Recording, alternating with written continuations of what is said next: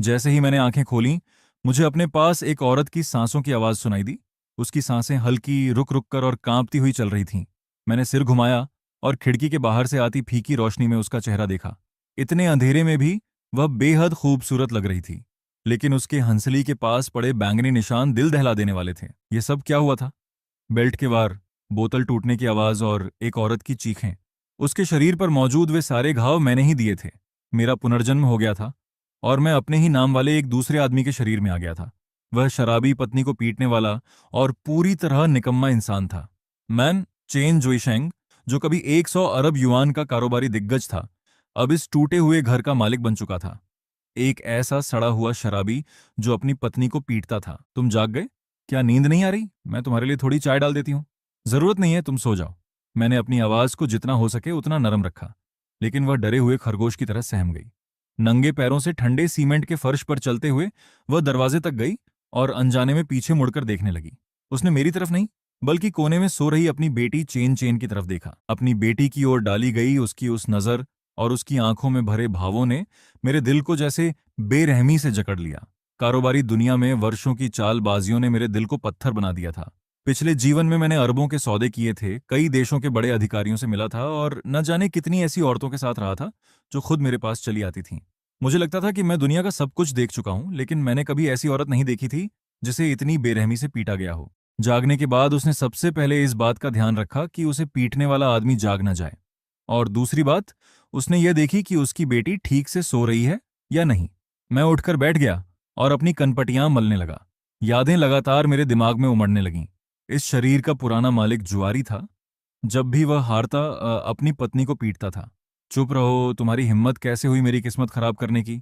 एक बार उसने शू मेंग को इतना पीटा कि वह 3 दिनों तक बिस्तर से उठ नहीं पाई। फिर भी उसे उठकर उसके लिए खाना बनाना पड़ा। वह खुद कोई काम नहीं करता था। पूरा परिवार बाजार में शू मेंग के फल का ठेला लगाने से चलता था। वह हर महीने 2 या 3 हजार युआन कमाती थी, लेकिन वह आदमी सारे पैसे छीनकर जुए में हार जाता था। जब उसे पैसे चाहिए होते, तब उसे अपनी बेटी की भी परवाह नहीं रहती थी। एक बार चैन चेन को 39 डिग्री बुखार था और उसने ताश की मेज पर फोन उठाकर कहा, मैं जुआ खेल रहा हूं, जब वह मर जाए तो मुझे बता देना। फिर कल वह दोबारा हार गया था। कोई बात नहीं, तुम्हारे लिए शू मेंग की क्या कीमत है? अपनी कीमत बताओ। शू मेंग की कितनी कीमत हो सकती है? क्यों नहीं हो सकती? वह खूबसूरत है। यकीन नहीं होता? कल आकर खुद देख लेना, मैं तुम्हें दिखा दूंगा। आज वे लोग माल देखने आने वाले थे। मैंने आंखें बंद की और गहरी सांस ली। तभी शूमेंग चाय का कप लेकर आई। इसी दौरान चेन चेन नींद में बेचैनी से सिसकने लगी। मैंने मच्छरदानी उठाई और चाय का कप ले लिया। अंदर आ जाओ, वरना मच्छर घुसकर बच्ची को काटेंगे। शूमेंग ने अविश्वास से मेरी तरफ देखा। उसे यकीन ही नहीं हो रहा था कि जो आदमी हमेशा उसे पीटता और गालियां देता था, वह ऐसी बात कह सकता है। वह चेन चेन को सुलाने के लिए बिस्तर पर आ गई और मेरी तरफ पीठ करके लेट गई। उसका शरीर हल्का सा तना हुआ था। घृणा और क्रोध की तेज लहर मेरे सिर तक चढ़ गई। उसके बाद मेरे में उससे भी अधिक तीखा और असहनीय दर्द उठा। जब वे बटन खोल रही थी, मैंने उसका हाथ पकड़ लिया। शू मेंग। मैंने पहली बार गंभीरता से उसका नाम लेते हुए उसकी आंखों में देखा। मेरी बात ध्यान से सुनो। अब तुम्हें यह सब करने की कोई जरूरत नहीं है। उसका पूरा शरीर बुरी तरह कांप उठा। मितली और गुस्से की एक तेज लहर मेरे सिर तक चढ़ गई। उसके तुरंत बाद मेरे दिल में उससे भी अधिक प्रचंड और चुभता हुआ दर्द उठा। जैसे ही वह बटन खोल रही थी, मैंने उसका हाथ पकड़ लिया। शू मेंग। मैंने पहली बार गंभीरता से उसका नाम लेते हुए उसकी आंखों में देखा। मेरी बात ध्यान से सुनो। अब तुम्हें यह सब करने की जरूरत नहीं है। उसका पूरा शरीर बुरी तरह कांप उठा। उसकी आंखें सदमे और उलझन से फैल गईं। उनमें एक ऐसी हल्की सी उम्मीद भी थी जिसे वह दिखाने की हिम्मत नहीं कर पा रही थी। सो जाओ, मैं तुम्हें और चेन चेन को एक अच्छी जिंदगी दूंगा। ये कहते समय मेरे दिमाग में आगे की योजना पूरी तरह साफ हो चुकी थी। जैसे ही सुबह हुई, मैं जाग गया। ये मेरी आदत नहीं थी, बल्कि सब कुछ तुरंत बदल देने की बेचैनी मेरे सीने में जल रही थी और मुझे सोने नहीं दे रही थी। शूमेंग बेहद हल्के कदमों से चेन चेन को नीचे उतार रही थी। मुझे जागा हुआ देखकर वह घबरा गई। माफ करना, मैंने उठकर बैठते हुए कहा। तुमने मुझे नहीं जगाया, मैं खुद ही जाग गया था। आज मैं चेन चेन को स्कूल छोड़ दूंगा और फिर तुम्हारे साथ ठेले पर चलूंगा। आजकल कारोबार अच्छा नहीं चल रहा है। मैं जानता था कि उसे लगा मैं फिर से पैसे मांगना चाहता हूं। डर अब उसकी आदत बन चुका था, लेकिन इस बार मैंने कोई सफाई नहीं दी। मैं उठकर रसोई में चला गया। फ्रिज में केवल कुछ अंडे और एक कटोरी बचा हुआ चावल था। उसकी खाली हालत देखकर दिल टूट रहा था। जब मैं सुनहरे और खुशबूदार अंडे वाले तले हुए चावल की 2 प्लेटें लेकर बाहर आया, तो शू मेंग और चेन चेन एक तरफ खड़ी मुझे ऐसे देख रही थीं जैसे कोई समझ से बाहर चमत्कार देख लिया हो। चेन चेन ने अपना छोटा सा चेहरा ऊपर उठाया और कहा, माँ पापा खाना बना सकते हैं। शू मेंग ने कोई जवाब नहीं दिया। वह केवल उलझे हुए भावों से मुझे देखती रही। बाजार शोर और अफरा तफरी से भरा था। मैं शू मेंग के फलों के ठेले के सामने खड़ा हल्का सा माथा सिकोड़ रहा था। ठेला बहुत साधारण था। उस पर केवल एक ही किस्म के सेब बेतरतीब ढंग से रखे थे और फटे हुए गत्ते पर टेढ़े मेढ़े अक्षरों में प्रति जिन 3.8 युआन लिखा था। बगल वाली सब्जी बेचने वाली चिल्लाई, अरे वाह, आज जोईशेंग मदद करने आया है। वह हर कुछ कदम पर पीछे मुड़कर देखते हुए चली गई। मैं नीचे बैठा उन पतली लाल प्लास्टिक की थैलियों में से एक उठाई और हाथ में उसका वजन महसूस किया। फिर मैंने आसपास तेजी से गुजरती भीड़ को देखा, जो हर ठेले को नजरअंदाज कर रही थी। मांग को तुरंत भड़काने की एक योजना मेरे दिमाग में साफ हो गई।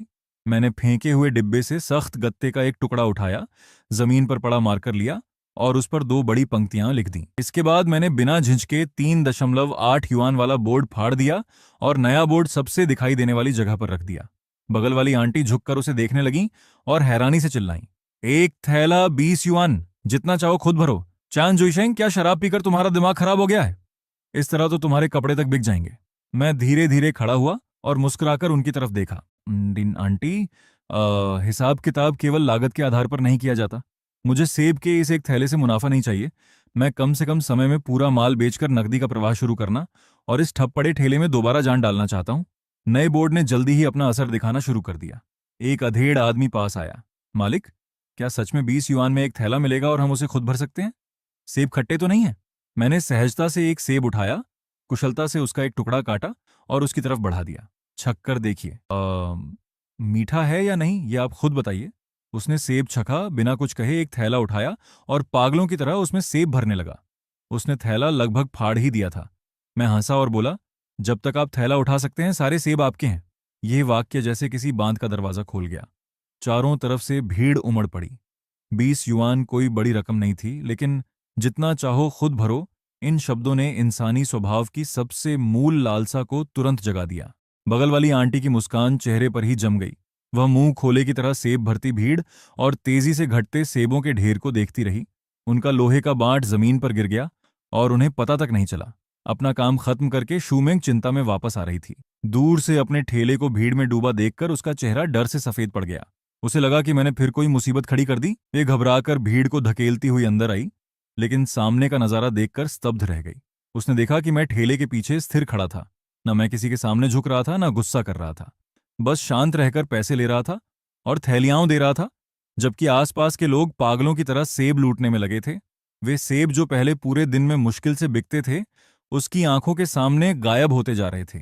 जब उसने एक थैला 20 युआन, जितना चाहो खुद भरो वाला बोर्ड देखा, तो उसका चेहरा सफेद पड़ गया। क्या तुम पागल हो गए हो?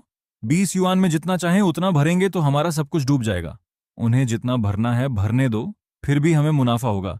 देखो, उन्हें लग रहा है कि उन्हें बहुत बड़ा फायदा मिल रहा है, इसलिए वे खुद दौड़कर हमें पैसे दे रहे हैं। वह स्तब्ध होकर लोगों की लंबी कतार देखने लगी। हमने कितना बेच लिया? लगभग 500 युआन का। 500? उसकी आंखें फैल गईं और वह मुझे किसी अजनबी की तरह देखने लगी। सेब लगभग खत्म हो चुके थे, लेकिन पीछे अभी भी लंबी कतार थी। मैंने उससे पूछा, और माल मंगाए? कतार में खड़े लोग तुरंत चिल्लाए, मालिक जल्दी और माल मंगवाओ। शू मेंग ने फौरन फोन किया और मेरे निर्देश के अनुसार एक पूरा ट्रक सेब मंगवा लिया। ली ट्रक चलाकर आया। ये नजारा देखकर वह हैरानी से जीभ छटकाने लगा। जब तक हमने हिसाब पूरा किया, ट्रक का अधिकांश माल बिक चुका था। लाओली उंगलियों पर हिसाब लगाते हुए हैरानी से बोला, हे भगवान, आज तुमने 1000 जिन से भी ज्यादा सेब बेच दिए होंगे। शू मेंग को यकीन नहीं हुआ। उसने पूछा, कुल बिक्री कितनी हुई? मैंने जवाब दिया, लगभग 4300 युआन। इतना पैसा कोई बड़ी बात नहीं है, लेकिन इस परिवार को दोबारा अपने पैरों पर खड़ा करने का यह पहला कदम है। शू मेंग स्तब्ध दिखाई दे रही थी। पहले वह पूरे महीने में भी मुश्किल से इतनी रकम कमा पाती थी। ठेला समेटने के बाद मैं उसे सामान खरीदने ले गया। मांस, मछली और पसलियां खरीदने में लगभग 300 युआन खर्च हो गए। शू मेंग के होंठ हिले, लेकिन उसने कुछ नहीं कहा। जानता था कि इतने खर्च से उसका दिल दुख रहा था, लेकिन आज हमें जश्न मनाना ही था। गली के मोड़ पर छोटी बच्ची ने मेरे दोनों हाथों में सामान देखा और खुशी से उछल पड़ी। पापा, क्या आज दावत होगी? हाँ, खट्टी मीठी मछली और मसालेदार पसलियां बनेंगी।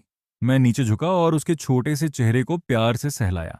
वाह, मैं पापा से सबसे ज्यादा प्यार करती हूँ। वह खुशी से मेरे चारों ओर कूदने लगी। शूमेंग हमें देख रही थी और उसकी आंखों की कठोरता धीरे धीरे नरम हो रही थी। एक समय इस घर में केवल खामोशी और डर हुआ करता था। अब आखिरकार उसमें थोड़ी गर्माहट आ गई थी। हम तीनों बातें करते और हंसते हुए घर की ओर चल पड़े। चैन चैन लगातार चहकती रही और शूमेंग के चेहरे पर हल्की मुस्कान थी। पुनर्जन्म के बाद मैं ठीक यही दृश्य चाहता था। जब हम मोड़ वाली किराने की दुकान के पास पहुंचे तो चेन चेन ने अचानक मेरी कमीज खींची।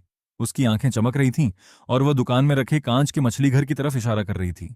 पापा, देखो, छोटी सुनहरी मछलियां कितनी लाल और सुंदर हैं। वे केवल कुछ युआन की साधारण सुनहरी मछलियां थीं, लेकिन चेन चेन की नज़र में वे अनमोल खजाना थीं। ठीक है पापा, तुम्हारे लिए कुछ मछलियां खरीदेंगे। शू मेंग ने पीछे मुड़कर कहा। मैं पहले जाकर सब्जियां धोती हूं, तुम दोनों जल्दी वापस आ जाना।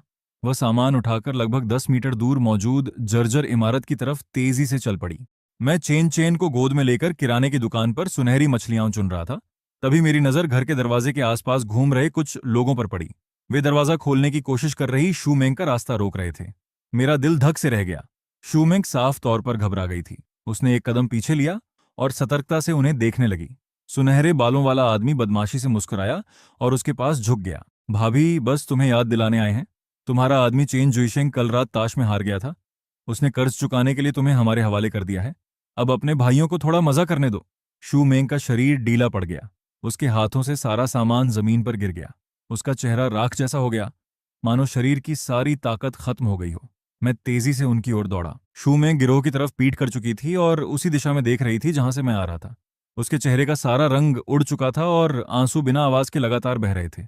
उसकी आंखें, वह मुझे देख रही थी। मैं अपनी बेटी और सुनहरी मछलियों का कटोरा लिए एक अच्छे पिता की तरह उसकी तरफ बढ़ रहा था।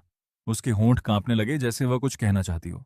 फिर मुझे उसकी आवाज सुनाई दी। चान जुइशेंग, तुमने पूरी रात और पूरा दिन यह अच्छा बनने का नाटक केवल इसलिए किया ताकि मैं खुद चलकर तुम्हारे इस जाल में फंस जाऊं।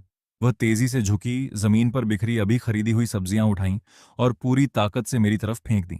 मैं तुमसे नफरत करती हूँ। मुझे तलाक चाहिए। सब्जियां मुझसे टकराकर जमीन पर बिखर गईं। चेन चेन डर गई और जोर जोर से रोने लगी। माँ, पापा को मत मारो। मेरे कुछ कहने से पहले ही शूमेंग मुड़कर घर की तरफ भागी, लेकिन वह अंदर नहीं पहुंच पाई।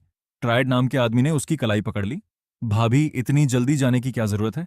वह मुस्कुराते हुए अपना हाथ उसकी बांह पर ऊपर की ओर फेरने लगा। तुम्हारे आदमी ने सब कुछ लिख कर दिया है। आज रात तुम हमारे साथ चलोगी? मैंने देखा कि शूमेंग पूरी तरह जम गई थी। उसके चेहरे पर पहले से भी गहरा डर उभर आया। उसी पल मेरे अंदर कुछ फट पड़ा। उसे छोड़ दो। मेरी आवाज अचानक बर्फ जैसी ठंडी हो गई। कारोबारी दुनिया में 10 वर्षों तक संघर्ष करके तराशी गई ऐसी आवाज का इन गुंडों ने पहले कभी सामना नहीं किया था।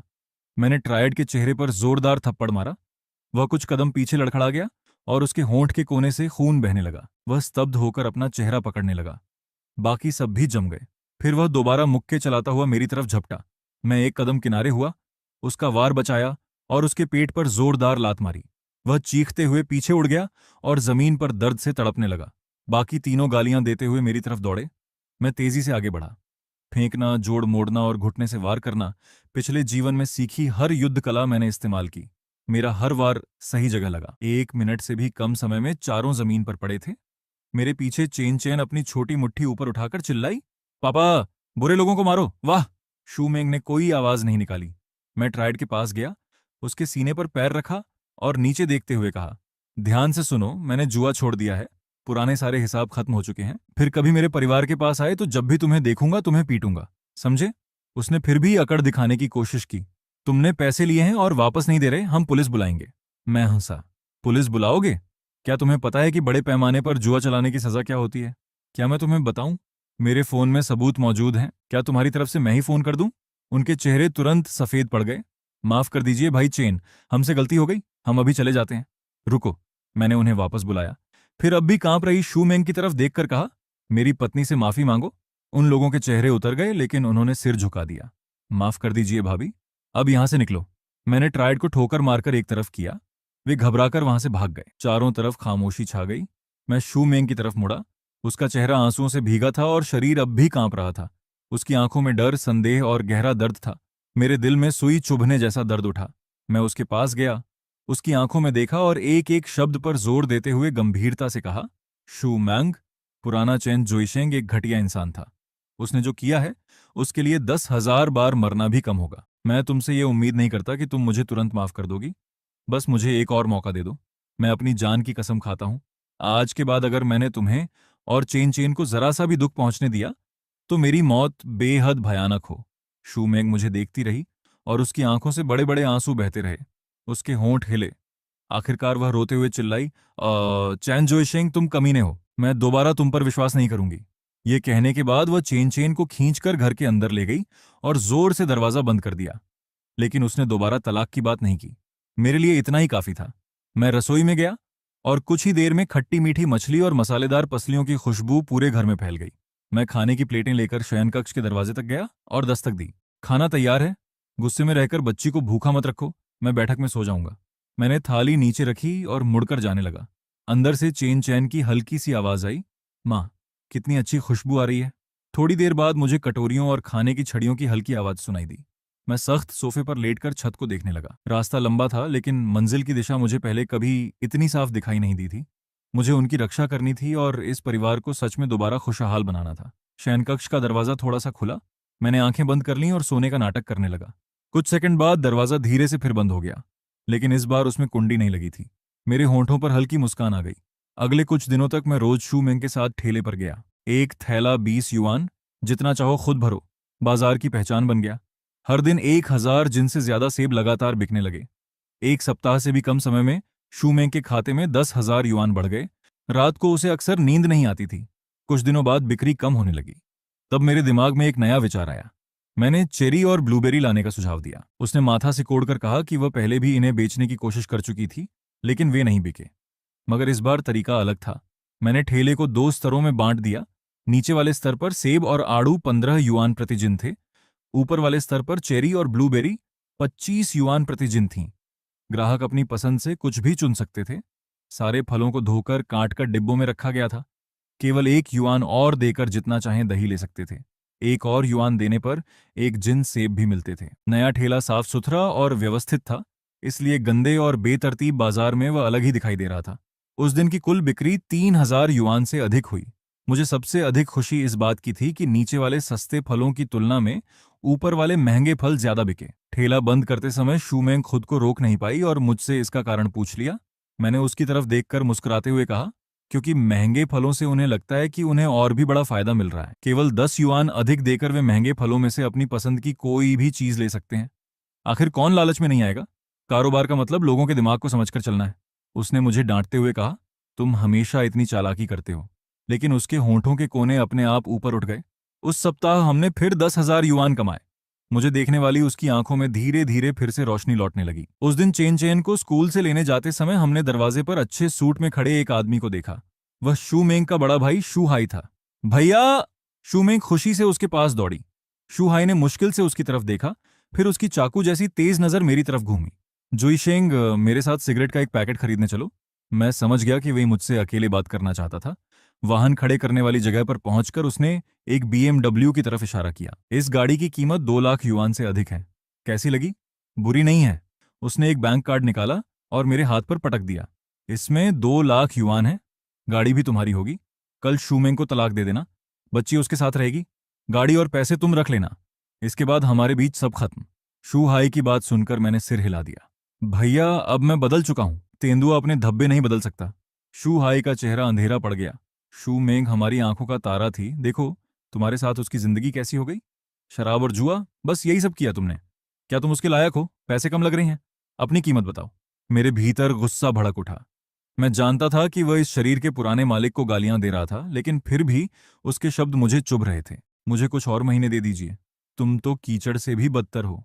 उसने मेरी बात काट दी। गांव का एक आदमी विश्वविद्यालय चला गया तो क्या खुद को शहर का समझने लगा?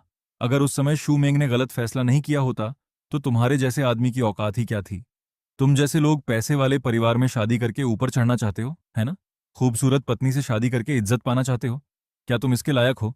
मैंने मुट्ठियां भींच लीं, फिर धीरे धीरे उन्हें खोल दिया। मैं किसान का बेटा हूं और एक रसोइया हूं जिसने तुम्हारे परिवार को शर्मिंदा किया है।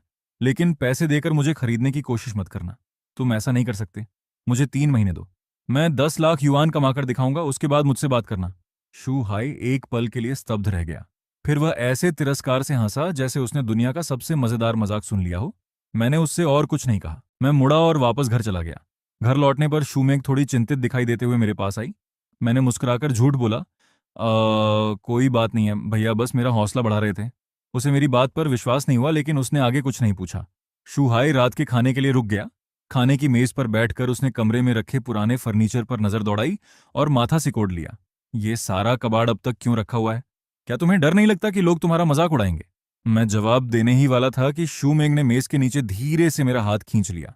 उसने अपने भाई से नरम आवाज में कहा, भैया, जुईशेंग सच में पिछले कुछ दिनों में बहुत बदल गया है। उसने मुझे कई अच्छे सुझाव दिए हैं और हमने कुछ पैसे भी कमाए हैं।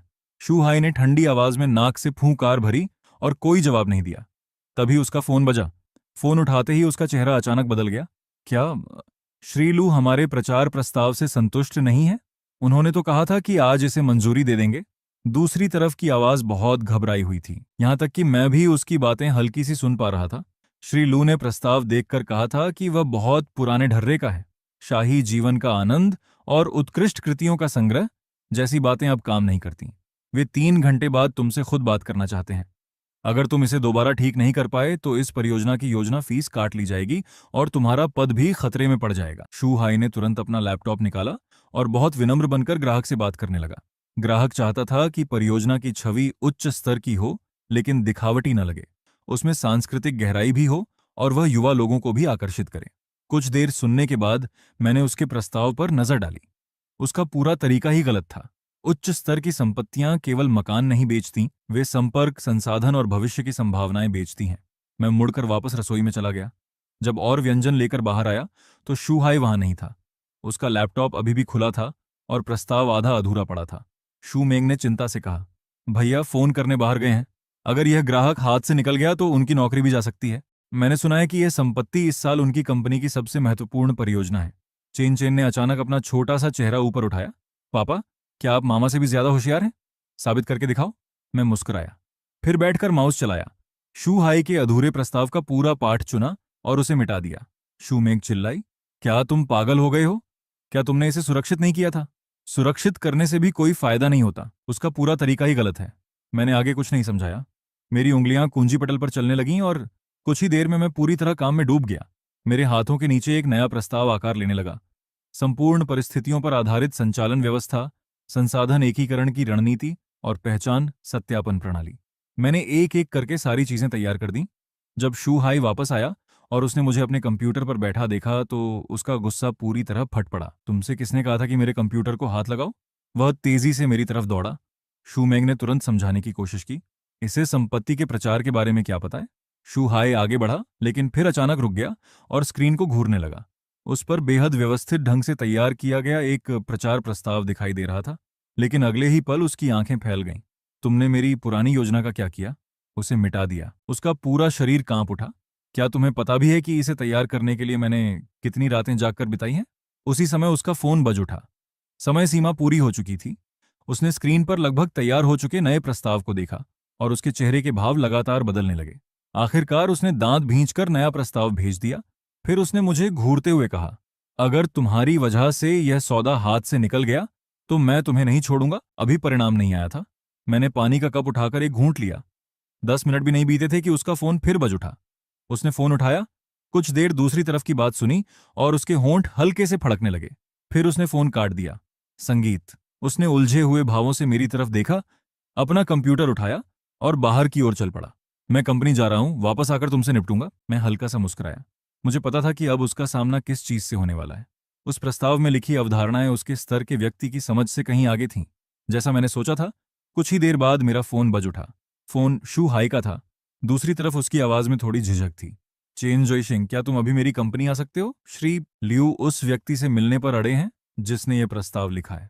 मुझे पता भेज दो, मैं तुम्हें लेने के लिए चालक भेज देता हूं। कंपनी पहुंचकर मैंने सहायक के हाथ में मौजूद प्रस्ताव को संचालन वाले पन्ने पर पलट दिया। यह मेरी बनाई हुई पहचान सत्यापन प्रणाली है। सबसे पहले घर खरीदने वालों को मालिक समिति की मंजूरी लेनी होगी। केवल पैसा होना पर्याप्त नहीं होगा। यह भी देखा जाएगा कि वे अपने संपर्कों, कौशल या प्रभाव के माध्यम से समुदाय को क्या मूल्य दे सकते हैं। दूसरा, मेरा सुझाव है कि 30% मकानों को आरक्षित रखा जाए और उनमें देश के शीर्ष उद्योगपतियों, कलाकारों और विद्वानों को थोड़े समय के लिए रहने का निमंत्रण दिया जाए। इससे इस समुदाय की प्रतिष्ठा स्वाभाविक रूप से बढ़ेगी। तीसरा, हर महीने विशेष वर्ग संवाद आयोजित किए जाए, जिनमें केवल संबंधित उद्योग के शीर्ष लोगों को बुलाया जाए। जो यहां मकान का मालिक नहीं होगा, उसे इन कार्यक्रमों का टिकट तक नहीं मिल सकेगा। श्री लू की आंखें चमक उठीं। इस तरह मकान केवल एक वस्तु नहीं रहेगा बल्कि एक विशेष सदस्यता प्राप्त करने की योग्यता बन जाएगा। उन्होंने मुझसे कई और विस्तृत सवाल पूछे जिनका मैंने बिना रुके सहजता से जवाब दिया। आसपास बैठे कई वरिष्ठ योजनाकार बार बार सहमति में सिर हिलाने लगे। बहुत अच्छा। श्री लू खड़े हुए और ध्यान से मेरी तरफ देखने लगे। संगीत, हमारी कंपनी में प्रचार निदेशक का पद खाली है। वार्षिक वेतन 5 लाख युआन होगा। क्या तुम्हारी दिलचस्पी है? 5 लाख। मुझे महसूस हुआ कि शू हाई की सांस अटक गई थी। मैंने मुस्कुराकर सिर हिला दिया। मुझे अपनी पत्नी के ठेले में उसकी मदद करनी है। फिलहाल मैं पूरे समय की नौकरी करने के बारे में नहीं सोच रहा। श्री लू यह सुनकर स्तब्ध रह गए। मैंने आगे कहा, लेकिन अगर अनुमति हो तो मैं एक बात कहना चाहता हूँ। कहिए। आपने इस संपत्ति की कीमत बहुत कम रखी है। अचानक कमरे का माहौल तनावपूर्ण हो गया। शू हाई ने चुपके से मेरी बांह खींची। श्री लू ने आंखें सिकोड़ लीं। श्री चेन, तुम्हारे कहने का क्या मतलब है? बाजार की मौजूदा स्थिति को देखते हुए हमारी कीमत पहले से ही इस इलाके में सबसे अधिक है। मैंने कहा, अगर मैं गलत नहीं हूं तो आपने इसकी शुरुआती कीमत 85,000 युआन प्रति वर्ग मीटर रखने की योजना बनाई है ना? मेरा सुझाव है कि इसे बढ़ाकर 1,20,000 युआन से अधिक कर दिया जाए। बैठक कक्ष में चारों तरफ हैरानी भरी सांसों की आवाज गूंज उठी। कुछ लोगों ने पहले ही असहमति में सिर हिलाना शुरू कर दिया था। श्री लू ने गंभीरता से कहा, श्री चेन, तुम्हारे कहने का क्या मतलब है? बाजार की मौजूदा स्थिति को देखते हुए हमारी कीमत पहले से ही इस इलाके में सबसे अधिक है। मैंने कहा, अगर मैं गलत नहीं हूं तो आपने इसकी शुरुआती कीमत 85,000 युआन प्रति वर्ग मीटर रखने की योजना बनाई है ना? मेरा सुझाव है कि इसे बढ़ाकर 1,20,000 युआन से अधिक कर दिया जाए। बैठक कक्ष में चारों तरफ हैरानी भरी सांसों की आवाज गूंज उठी। चेन, शायद तुम बाजार की स्थिति को ठीक से नहीं समझते। इस इलाके में 90,000 युआन से अधिक की कीमत पर मकान बेचना बहुत मुश्किल है। फिलहाल यही वास्तविकता है। मैं खिड़की के पास गया और परियोजना के पूर्व में मौजूद खाली जमीन की तरफ इशारा किया। पहली बात, पिछले सप्ताह विकास और सुधार आयोग की बैठक के विवरण में पूर्वी नए शहर में रेल परिवहन तंत्र का विस्तार करने की बात लिखी गई थी। दूसरी बात, पिछले महीने निर्माण व्यवस्था की संगोष्ठी में नए महापौर ने नए विकास क्षेत्रों और मुख्य शहर के बीच यात्रा का समय कम करने पर विशेष जोर दिया था। तीसरी बात, योजना विभाग की वेबसाइट पर हाल ही में पूर्वी क्षेत्र के भूमि उपयोग मानचित्र को बदल दिया गया है। आपकी परियोजना के पूर्व में मौजूद जमीन को आरक्षित भूमि से बदलकर परिवहन सुविधा की भूमि कर दिया गया है। पूरा बैठक कक्ष शांत हो गया। सब लोग मुझे घूरने लगे। इन सभी जानकारियों को आपस में जोड़िए और नए महापौर की पिछली सेवा का विवरण देखिए। नानचेंग नए जिले में अपने पिछले पद पर रहते हुए उनका पहला बड़ा फैसला भूमिगत रेल के विस्तार का निर्माण आगे बढ़ाना था। मेरा अनुमान है कि 6 महीनों के भीतर भूमिगत रेल विस्तार की योजना घोषित कर दी जाएगी। उसका स्टेशन आपकी परियोजना के पूर्व में बनने की सबसे अधिक संभावना है। श्री लियू खड़े हो गए। तुम्हें इस बात का कितना यकीन है? मैंने शांत भाव से कहा, 70%। लेकिन संभावना केवल 50% भी हो तो ये दांव लगाने लायक है, क्योंकि खबर सामने आते ही यहाँ मकानों की कीमत 30% से अधिक बढ़ जाएगी। अभी कीमत बढ़ाकर 1,20,000 युआन करना महंगा लग सकता है, लेकिन 6 महीने बाद इसकी वास्तविक कीमत की तुलना में ये फिर भी कम होगी। इससे भी महत्वपूर्ण बात यह है कि भूमिगत रेल की खबर सामने आते ही आसपास की बड़ी संख्या में आम बाजार वाली आवासीय परियोजनाएं बिक्री के लिए आ जाएंगी। अगर आपने कीमत 85,000 युआन ही रखी तो आपके विशिष्ट समुदाय वाली पूरी पहचान खत्म हो जाएगी। धनवान लोग भूमिगत रेल से दफ्तर जाने वाले साधारण कर्मचारियों के पड़ोसी नहीं बनना चाहते। पूरा बैठक कक्ष बिल्कुल शांत था। श्री लियू पूरे 1 मिनट तक मुझे घूरते रहे। फिर उन्होंने अपना फोन उठाया। सचिव वांग, योजना विभाग के निदेशक लियू से संपर्क करो। पूर्वी नए शहर की भूमिगत रेल योजना के बारे में सावधानी से जानकारी प्राप्त करो। प्रतीक्षा के वे 10 मिनट 10 वर्षों जैसे लग रहे थे। फोन बजा। श्री लियू ने फोन उठाया। दूसरी तरफ की बात सुनते हुए उनका चेहरा लगातार गंभीर होता चला गया। आखिर उन्होंने केवल इतना कहा, पुष्टि हो गई?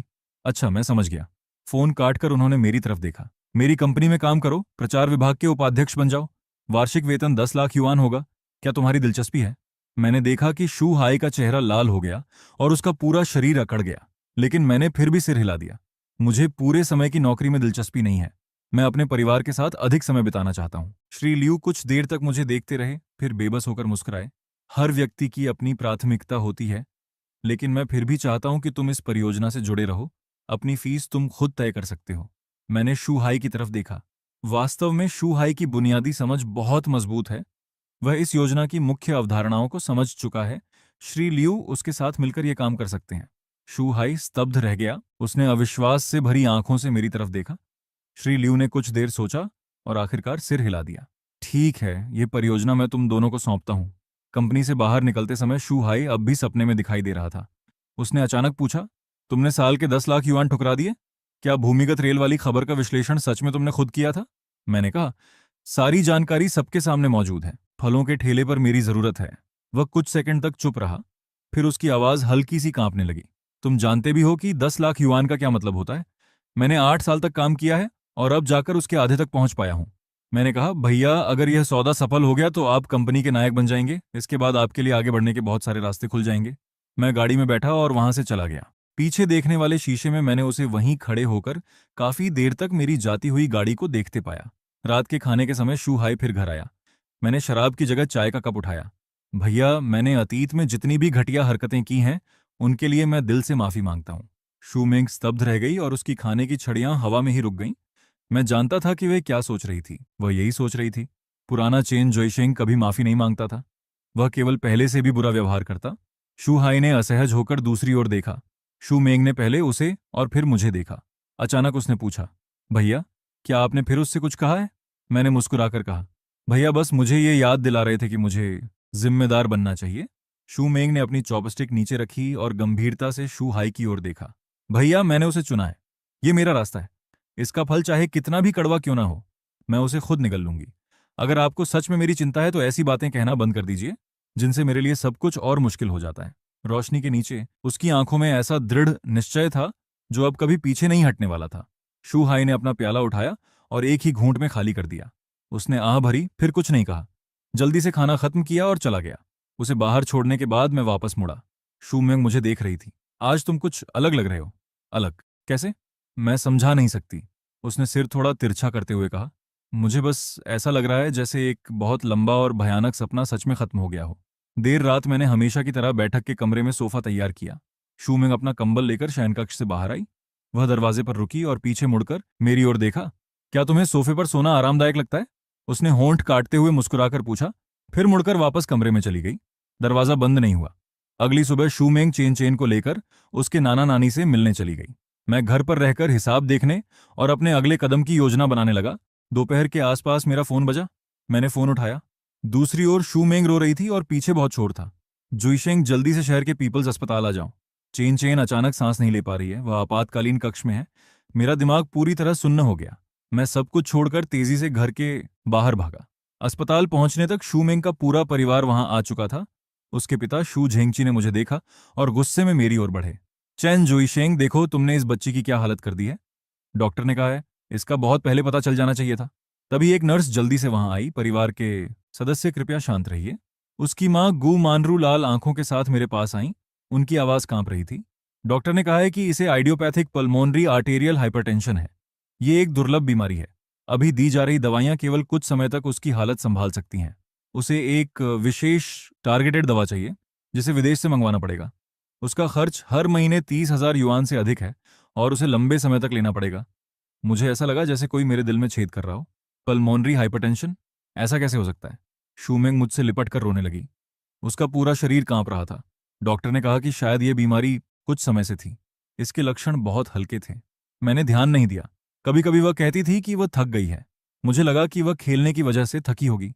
अब रोने से क्या फायदा? शू झेंगची की आवाज कठोर थी। दवा के लिए पैसे चाहिए, हर महीने 30,000 युआन। क्या तुम इतना खर्च उठा सकते हो? गुमानरू ने अपनी बेटी की ओर देखा। मेंग मेंग, अपनी मां की बात मानो। इससे तलाक ले लो। तलाक के बाद शू परिवार चेन चेन की दवाइयों का खर्च उठाएगा। शू मेंग ने हैरानी से सिर उठाया। मान, आप क्या कह रही हैं? क्या तुम अब भी इसके साथ तकलीफें सहना चाहती हो? इस बच्ची को देखो। गुमानरू भी रो रही थी। ये दवा बीच में बंद नहीं की जा सकती। इसे बंद करते ही उसकी हालत तेजी से बिगड़ जाएगी। शू मेंग ने आपातकालीन कक्ष के बंद दरवाजे की ओर देखा। उसकी आंखों से आंसू लगातार बह रहे थे, लेकिन उसने जोर से अपना चेहरा पोंछा और सीधी खड़ी हो गई। माम, मैंने आपसे कहा था कि मैंने उसे चुना है। ये मेरा रास्ता है। चाहे ये कितना भी मुश्किल क्यों ना हो, हम दोनों मिलकर इसका सामना करेंगे। तुम इसका सामना करोगी? शू झेंगची चिल्लाए। हर महीने 30,000 युआन से ज्यादा चाहिए और ये भी नहीं पता कि कितने समय तक देना पड़ेगा। मैं आगे बढ़ा और शू मेंग को अपने पीछे करते हुए शू झेंगची के सामने खड़ा हो गया। पैसों का कोई ना कोई रास्ता मिल जाएगा। आपको इसकी चिंता करने की जरूरत नहीं है। रास्ता ढूंढ लोगे? तुम कौन सा रास्ता ढूंढ सकते हो? शू हाई भी खुद को बोलने से नहीं रोक पाया। श्रीलू ने तुम्हें साल के 10 लाख युआन देने की पेशकश की थी और तुमने उसे भी ठुकरा दिया। मेरे पास अपने तरीके हैं। मैंने उसकी बात बीच में काट दी।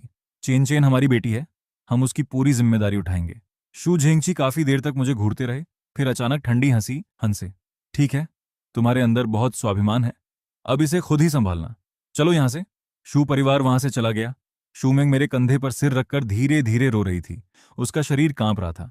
डरो मत, मैंने धीरे से उसकी पीठ थपथपाई। मैं तुम्हारे साथ हूं, लेकिन दवाइयों का खर्च। उसने आंसू भरी आंखों से मेरी ओर देखा। हर महीने 30,000 युआन। हमारे पास पैसा समस्या नहीं है, मैंने खिड़की के बाहर देखते हुए कहा। तुम चेन चैन का ध्यान रखो, बाकी सब मुझ पर छोड़ दो।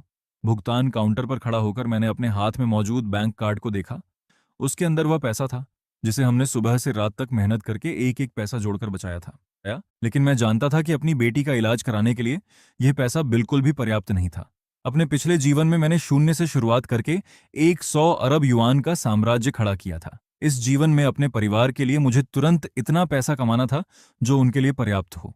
अस्पताल के गलियारे में मैं अपनी यादों को तेजी से खंगालने लगा और जल्द पैसा कमाने का कोई तरीका खोजने लगा। वायदा कारोबार बहुत धीमा था। प्राचीन वस्तुओं का कारोबार बहुत गहरा और जोखिम भरा था। जुए के लिए सही संपर्क चाहिए थे। तभी मेरी यादों का एक बेहद धुंधला हिस्सा अचानक साफ हो गया। एक भूमिगत जुए की वेबसाइट पर मौजूद वर्चुअल घुड़दौड़ वाले हिस्से की इनाम अग्रिम वितरण प्रणाली में एक खामी थी।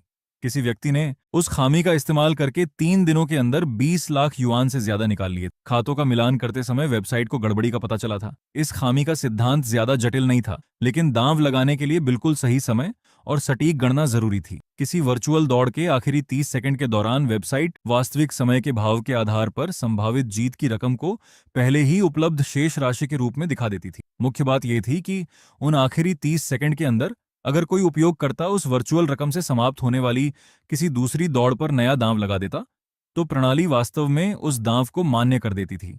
सही क्रम का इस्तेमाल करके थोड़ी सी असली पूंजी से दर्जनों गुना वर्चुअल रकम प्राप्त की जा सकती थी और लगातार कई दांव लगाए जा सकते थे। सारी दौड़ें समाप्त होने के बाद अगर अंतिम दांव जीत जाता तो मिलने वाला मुनाफा असली होता। आसान शब्दों में यह किसी जुआ घर जैसा था, जहां तुम 100 युआन का दांव लगाते हो और संचालक तुम्हें जीतने के करीब देखकर 1000 युआन के सिक्के आगे बढ़ाते हुए कहता है, ये रकम शायद तुम्हारी होने वाली है। फिर तुम उन्हीं 1000 युआन से किसी दूसरी मेज पर दांव लगाकर जीत जाते हो। अब जुआ घर को वह रकम तुम्हें देनी ही पड़ेगी और मुझे इस खामी का इस्तेमाल करने का निश्चित समय, इसे सक्रिय करने की शर्तें और पकड़े जाने से बचने का तरीका मालूम था। Lucky horse racing. हर वर्चुअल दौड़ 3 मिनट की थी। मैंने गहरी सांस ली। पहला कदम, अपने आप तैयार किए गए अनजान नाम से नया खाता बनाना। दूसरा कदम, पैसे जमा करना। वेबसाइट कई अनजान और अलग अलग स्तर वाली तीसरे पक्ष की भुगतान सेवाओं का समर्थन करती थी। मैंने ऐसा तरीका चुना जिसमें छोटी छोटी रकम अलग अलग करके जमा करनी थी। 5 मिनट बाद शुरुआती 5,000 युआन खाते में पहुंच गए। खाते की शेष राशि 5,000 युआन थी। समय दोपहर के 2:40 था। पहली वर्चुअल घुड़दौड़ शुरू हुई। मैंने तीसरे नंबर के घोड़े पर 1,000 युआन का दांव लगाया। उसका भाव 2.5 था।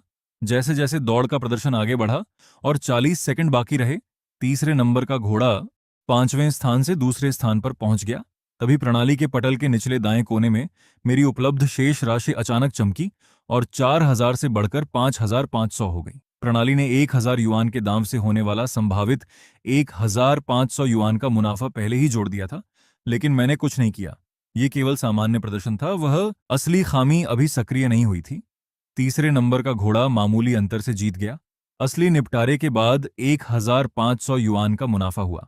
खाते की शेष राशि 6,500 युआन हो गई।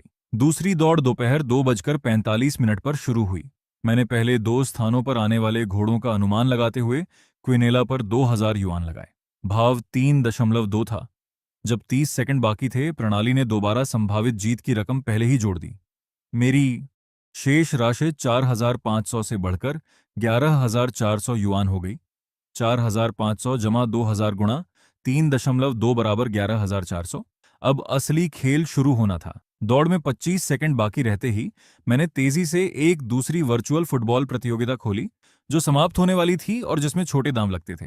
मैंने पूरे 11,400 युआन इस बात पर लगा दिए कि आखिरी 5 मिनट में एक गोल होगा। भाव 1.8 था। प्रणाली ने जांच पूरी करके दांव स्वीकार कर लिया। दांव सफलतापूर्वक लग चुका था। इसका मतलब खामी सच में मौजूद थी। प्रणाली संभावित जीत की रकम को असली इस्तेमाल करने योग्य धन मान रही थी। मेरे दिल की धड़कन तेज होने लगी। घुड़दौड़ समाप्त हुई और क्विनेला जीत गया। मुनाफा 4,405 युआन हुआ। फुटबॉल प्रतियोगिता भी समाप्त हुई। 89वें मिनट में एक वर्चुअल खिलाड़ी ने लंबी दूरी से गोल कर दिया। उससे 20,520 युआन मिले। खाते की शेष राशि तुरंत 26,925 युआन हो गई। शुरुआती 5,000 युआन में से 3,000 युआन के असली दांव घटाकर फिर 4,405 और 20,520 जोड़ने पर कुल 26,925 युआन बने। 10 मिनट से भी कम समय में 5,000 युआन लगभग 27,000 हो गए। लेकिन मैं रुका नहीं। मैं जानता था कि इस खामी का लगातार इस्तेमाल किया जा सकता है। हर दौड़ के आखिरी 30 सेकंड का सही समय पकड़कर वर्चुअल पूंजी को तेजी से कई गुना बढ़ाया जा सकता था। दांव हार भी जाता तो केवल वर्चुअल मूलधन ही जाता। तीसरा दौर, फिर चौथा दौर। मेरे हाथ कीबोर्ड और माउस पर तेजी से चल रहे थे और मेरी आंखें एक साथ 3 अलग अलग उलटी गिनतियों पर टिकी थीं। हर कदम एक एक सेकंड के हिसाब से सटीक होना जरूरी था।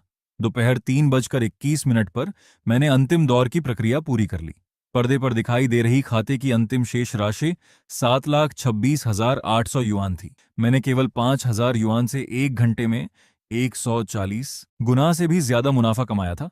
मैं कुर्सी पर पीछे झुक गया और पर्दे पर दिखाई दे रही रकम को घूरने लगा। मेरी हथेलियों पर पसीना था। मैंने पैसे निकालने का विकल्प दबाया। वेबसाइट पर संदेश आया, बड़ी रकम निकालने के लिए कर्मचारी द्वारा जांच आवश्यक है। रकम 2 घंटे के अंदर पहुंच जाएगी। मैंने इंटरनेट पर खोजे गए सारे पन्नों का इतिहास मिटाया और कंप्यूटर बंद करके वहां से निकल गया।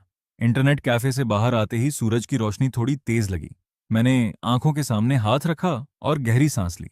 7,26,000 युआन भी चेन चेन की बीमारी के लिए मुश्किल से पर्याप्त थे। उसे पूरी तरह ठीक कराने के लिए और ज्यादा पैसे चाहिए थे। लेकिन मैं जानता था कि जल्द ही कोई व्यक्ति खुद मुझे पैसे देने आने वाला था। अस्पताल के कमरे का दरवाजा खोलते ही मुझे नर्स की ठंडी आवाज सुनाई दी। मिस शू, प्रणाली में केवल 5,000 युआन जमा दिखाई दे रहे हैं। पूरी रकम आज ही जमा करनी होगी, नहीं तो जांच और दवाइयां शुरू नहीं की जा सकती। शू मेंग लगभग रोने लगी। ऐसा नहीं हो सकता। मेरे पति 1 घंटे पहले ही 10,000 युआन जमा करने गए थे। उसने मुझे अंदर आते देखा तो उसकी आवाज गले में अटक गई। पैसे कहाँ हैं? वे 10,000 युआन। मैंने केवल 5,000 युआन जमा किए हैं, मैंने उसकी आंखों में देखते हुए कहा। बाकी 5,000 युआन मैंने घोड़ों पर दांव लगाने में इस्तेमाल कर दिए। घोड़ों पर दांव लगाया? शू मेंग के चेहरे के भाव पूरी तरह टूट गए। वह ऐसे लड़खड़ाई जैसे उसके शरीर की सारी ताकत खत्म हो गई हो। चैन जुईशेंग, वह चैन चैन की जान बचाने का पैसा था, तुमने उसे जुए में लगा दिया। वह मुझ पर टूट पड़ी और दिल दहला देने वाली आवाज में रोते हुए अपनी मुट्ठियों से मेरी छाती पीटने लगी। क्या तुम इंसान भी हो? तुमने जो वादे किए थे उनका क्या हुआ? पास खड़ी नर्स ने मन ही मन सिर हिलाया और उसकी आंखें तिरस्कार से भर गईं। मैंने शू मेंग की कलाइयां पकड़ी और धीमी आवाज में कहा, पहले शांति से मेरी बात सुनो। मैंने उन 5,000 युआन से जीत हासिल की है। पैसे निकाले जा रहे हैं और 2 घंटे के अंदर आ जाएंगे। चेन चेन के इलाज का खर्च फिलहाल हल हो गया है। वह रुक गई और पूरी तरह निराश आंखों से मेरी ओर देखने लगी। तुम फिर से झूठ बोल रहे हो। तुमने दोबारा झूठ बोलना शुरू कर दिया है ना? उसने कांपती उंगली से मेरी ओर इशारा किया। तुम जानते हो कि मुझे तुम्हारा जुआ खेलना सबसे ज्यादा नापसंद है। और तुम्हारे किए हुए वादे? मैं उस समय चुप रहा। मैं जो भी कहता वह केवल एक बहाना ही लगता। बस 2 घंटे तक मेरा इंतजार करो। मैंने उसकी कलाइयां छोड़ दी और बिस्तर पर लेटी अपनी पीले चेहरे वाली बेटी को देखा।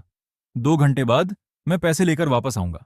मेरे पीछे शू मेंग के दबे हुए और निराशा से भरे सिसकने की आवाज आ रही थी। जब मैं कुछ गर्म कांजी लेकर वापस आया तो शू मेंग बिस्तर के पास सिर रखकर लेटी थी। ऐसा लग रहा था कि वह बहाना ही लगता। बस 2 घंटे तक मेरा इंतजार करो। मैंने उसकी कलाइयां छोड़ दी और बिस्तर पर लेटी अपनी पीले चेहरे वाली बेटी को देखा। 2 घंटे बाद मैं पैसे लेकर वापस आऊंगा। मेरे पीछे शू मेंग के दबे हुए और निराशा से भरे सिसकने की आवाज आ रही थी। जब मैं कुछ गर्म कांजी लेकर वापस आया तो शू मेंग बिस्तर के पास सिर रखकर लेटी थी। ऐसा लग रहा था कि वह सो गई है, लेकिन उसके कांपते कंधों ने सच बता दिया। चेन चेन जाग रही थी और उसके छोटे से शरीर में कई नलियां लगी थीं। मुझे देखकर उसने कमजोर सी मुस्कान लाने की कोशिश की। अच्छी बच्ची बनकर रहना चेन चेन। मैं झुका और धीरे से उसके छोटे से चेहरे को छुआ। पापा जरूर इस बीमारी को हरा देंगे और तुम्हें सबसे अच्छे मनोरंजन उद्यान में लेकर जाएंगे। वहां तुम्हें बादलों से भी बड़ी रुई की मिठाई दिलाऊंगा। चेन चेन की आंखों में थोड़ी चमक आई और उसने धीमी आवाज में कहा, मैं हमेशा मम्मी और पापा के साथ रहना चाहती हूँ। शू मेंग ने सिर उठाया। उसकी आंखें रोने से लाल और सूजी हुई थीं। उसने पहले अपनी बेटी के विनती भरे चेहरे को देखा और फिर मेरी ओर देखा। आखिर में उसने केवल थकान भरी लंबी सांस छोड़ी। जांच के परिणाम शाम को आएंगे। तुम पहले जाकर अपना जरूरी काम पूरा कर लो। उसकी आवाज बहुत कमजोर थी। मैं जानता था कि ये वह आखिरी अवसर था जो वह मुझे दे रही थी। मैंने समय देखा। मेरा इंतजार करना। अस्पताल के कमरे से बाहर निकलते हुए मैंने पीछे मुड़कर नहीं देखा। अस्पताल से निकलकर बैंक की ओर जाते समय अचानक एक काली मर्सिडीज मेरी राह काटते हुए सामने आकर रुकी। दरवाजा खुला और काले कपड़े पहने दो भावहीन आदमी बाहर निकले। श्री चेन, बॉसगू ने आपको बातचीत के लिए बुलाया है। उनकी प्रतिक्रिया काफी तेज थी। मैंने सिर हिलाया और गाड़ी में बैठ गया। गाड़ी के अंदर काफी जगह थी। एक शानदार सूट पहने लगभग 40 साल का आदमी मेरे सामने बैठा था। उसके चेहरे के नैन नक्श डरावने नहीं थे, बल्कि वह कुछ हद तक सभ्य दिखाई देता था। ये गुदोंग था। अपने पिछले जीवन में मेरा उससे कई बार सामना हुआ था और कुछ अवसरों पर हमने साथ काम भी किया था।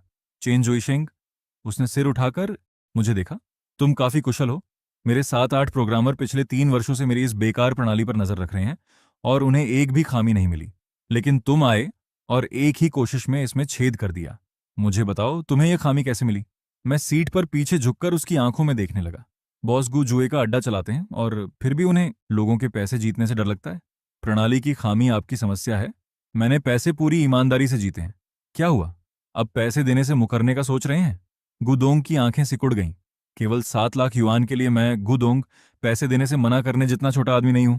उसने मुस्कुराकर कहा, तुम पैसे ले जा सकते हो, लेकिन तुम्हें कुछ कीमत तो चुकानी ही पड़ेगी। मैं जानता था कि वह मेरी पृष्ठभूमि का पता लगाने की कोशिश कर रहा था। पिछले जीवन में मैं उसे अच्छी तरह जानता था, लेकिन अभी मैं अपने सारे पत्ते नहीं खोल सकता था। मैं मुस्कुराया। ठीक है, मैं भी तुम्हारे पैसे मुफ्त में नहीं लूंगा। बदले में तुम्हें एक जानकारी दूं तो कैसा रहेगा? गुदोंग ने एक भौं ऊपर उठाई। बताओ, तुम्हारे पिता वृद्ध मास्टर गू के बारे में। गुदोंग के हाथ में मौजूद कलम रुक गई। क्या उन्हें पिछले कुछ समय से कभी कभी छाती में जकड़न और बाएं कंधे में सुन्नपन महसूस हो रहा है? मैंने शांत स्वर में कहना जारी रखा। मेरा सुझाव है कि तुरंत कोरोनरी सीटीएं करवाया जाए और बाईं एंटीरियर डिसेंडिंग धमनी की विशेष रूप से जांच की जाए। सामान्य जांच में बिना कैल्शियम वाली पट्टिका का पता नहीं चलेगा। गुदोंग की पुतलियां थोड़ी सिकुड़ गईं। उसने कुछ सेकंड तक मुझे देखा और फिर तुरंत किसी को फोन किया। डीन वांग, कृपया मेरे पिता के लिए तुरंत हृदय की जांच का इंतजाम कीजिए। कोरोनरी सीटीए, बाईं एंटीरियर डिसेंडिंग धमनी पर खास ध्यान देना। हाँ, अभी। गाड़ी के अंदर पूरी तरह सन्नाटा छा गया। 40 मिनट बाद फोन बजा। गुदोंग ने फोन उठाया और उसके चेहरे के भाव अचानक बदल गए। फोन रखने के बाद वह मुझे पूरी तरह अलग नजरों से देखने लगा। बाइंग एंटीरियर डिसेंडिंग धमनी में 85% से भी ज्यादा गंभीर संकुचन था। थोड़ी और देर हो जाती तो उनकी जान जा सकती थी। वह कुछ देर रुका। जुईशेंग, तुम आखिर हो कौन? इससे कोई फर्क नहीं पड़ता, मैंने उसकी आंखों में देखते हुए कहा। मुझे मेरे पैसे और मेरी सुरक्षा चाहिए। तुम्हारे पैसे तुरंत जारी कर दिए जाएंगे मेरे इलाके में। गुदोंग मुझे घूरते हुए बोला, कोई भी तुम्हें हाथ भी नहीं लगा सकता। लेकिन तुम्हारे जैसा व्यक्ति केवल 7 लाख युआन के लिए इतना बड़ा जोखिम नहीं उठाएगा। तुम कुछ और भी कहना चाहते हो, है ना? सच में तुम काफी समझदार हो। मेरे पास एक और जानकारी है, मैंने उसकी आंखों में देखते हुए कहा। यह उस महिला के बारे में है जिसे तुम पिछले 10 वर्षों से खोज रहे हो, और उसके साथ रहने वाली उस बच्ची के बारे में जिसके अस्तित्व के बारे में शायद तुम्हें पता भी नहीं है। गुदोंग तुरंत सीधा बैठ गया। उसके चेहरे की शालीनता गायब हो गई और उसकी जगह सदमे ने ले ली। तुमने क्या कहा? वह सोचेंग में रहती है। उसने एक माध्यमिक विद्यालय के अध्यापक से शादी कर ली है और शांत जीवन जी रही है, मैंने आवाज धीमी करते हुए कहा। उसकी एक बेटी है जिसकी उम्र 7 वर्ष है और उसका जन्मदिन 17 जून को आता है। गुदोंग का चेहरा पीला पड़ गया और उसकी उंगलियां हल्की सी कांपने लगीं। वह तारीख और वह उम्र सुनकर वह समझ गया कि मैं क्या चाहता था। उसकी आवाज भारी हो गई। अस्पताल के सारे साधनों का इंतजाम मैं कर दूंगा। गाड़ी का दरवाजा बंद हुआ और मर्सिडीज वहां से चली गई। मैं अस्पताल के प्रवेश द्वार पर खड़ा था। मेरे कार्ड में 57,20,000 युआन से ज्यादा थे। फिलहाल चेन चेन के इलाज के खर्च के लिए यह रकम पर्याप्त थी। मैंने अपना फोन कसकर पकड़ा और तेजी से अस्पताल के अंदर चला गया।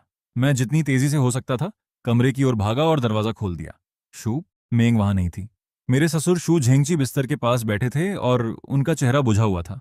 तुम्हारी अपनी बेटी इतनी बीमार है और तुम हर जगह घूमते फिर रहे हो। मैंने उनकी बात को अनदेखा किया। बिस्तर के पास जाकर चेन चेन का माथा छुआ और धीरे से पूछा, मम्मी कहाँ है? कुछ जरूरी काम करने बाहर गई है, मुझे इसका ध्यान रखने के लिए कह गई। शू झेंगची ने ठंडी आवाज में कहा, तुम दोनों एक दूसरे से भी बदतर हो, कई घंटों से गायब हो। मेरा दिल तेजी से बैठने लगा। शू मेंग कभी भी चेन चेन को कई घंटों तक अकेला छोड़कर नहीं जाती। मैंने तुरंत उसके फोन पर कॉल किया। उसने फोन नहीं उठाया। शू झेंगची को भी महसूस हुआ कि कुछ गलत है। मेंग मेंग फोन क्यों नहीं उठा रही है? तभी बाहर गलियारे से सफाई कर्मचारी के गुस्से में बड़बड़ाने की आवाज आई। ये निर्दयी लोग फिर से शौचालय में किराए की कोख वाली संस्था के विज्ञापन चिपका गए। ये लोग किसी भी चीज से पैसा कमा सकते हैं। उसी पल मेरे दिमाग में एक भयानक विचार आया। शूमेंग ऐसा नहीं करेगी।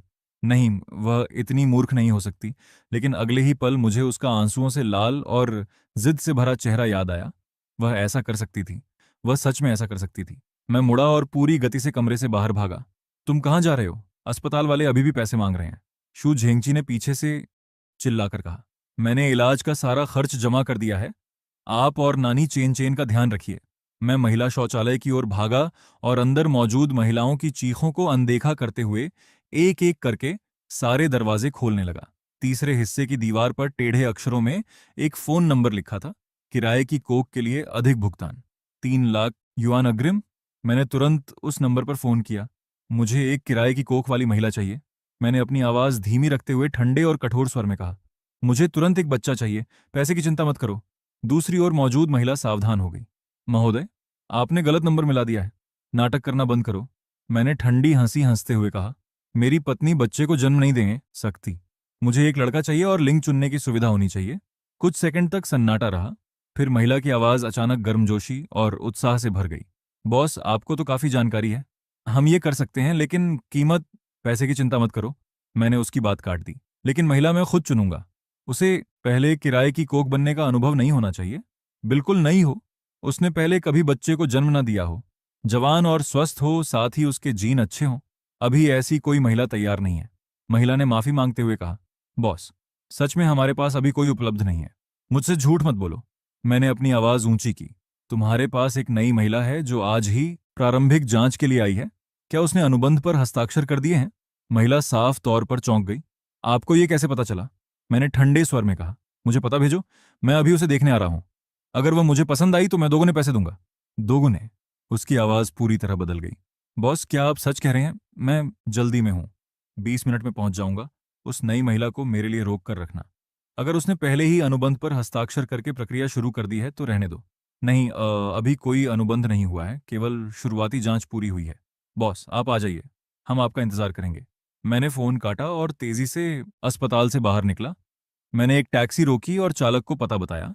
उसी समय मैंने पुलिस को फोन किया और धीमी आवाज में पता बताते हुए वहां गैरकानूनी किराए की कोख का काम चलने की सूचना दी। 20 मिनट बाद मैं शहर की एक जर्जर बस्ती में खड़ा था। मुझे घरेलू सेवाओं का बोर्ड लगी एक पुरानी इमारत दिखाई दी और मैं सीधे तीसरी मंजिल पर चला गया। दरवाजा थोड़ा सा खुला। भारी श्रृंगार किए हुए एक अधेड़ उम्र की महिला ने मुझे ऊपर से नीचे तक देखा। क्या आप ही वह बॉस हैं? महिला कहाँ है? मैं सीधे अंदर चला गया। बैठक वाले हिस्से में वह महिला बनावटी मुस्कान के साथ मेरे पीछे पीछे आई। इस महिला की स्थिति काफी अच्छी है। इसकी उम्र 28 वर्ष है। ये प्राकृतिक तरीके से एक स्वस्थ बेटी को जन्म दे चुकी है। इसे तुरंत पैसों की जरूरत है, इसलिए कीमत पर आसानी से बातचीत हो जाएगी। उसने दरवाजा खोला। शूमेंग एक पुराने सोफे पर बैठी थी और अपने कपड़ों के कोनों को कसकर पकड़े हुए थी। मुझे अंदर आते देखकर उसकी आंखें सदमे से फैल गईं और उसका पूरा शरीर जम गया। यही वाली है। मैंने बिना कोई भाव दिखाए कहा और उसे ऐसे देखने लगा जैसे किसी सामान की जांच कर रहा हूं। खड़ी हो जाओ और घूम कर दिखाओ। जब वह खड़ी हुई तो उसके चेहरे पर डर भी दिखाई दे रहा था। बॉस, आपको कैसी लगी? महिला ने बीच में कहा। इसके नैन नक्श अच्छे हैं, शरीर भी ठीक है और इसके पास स्नातक की डिग्री है।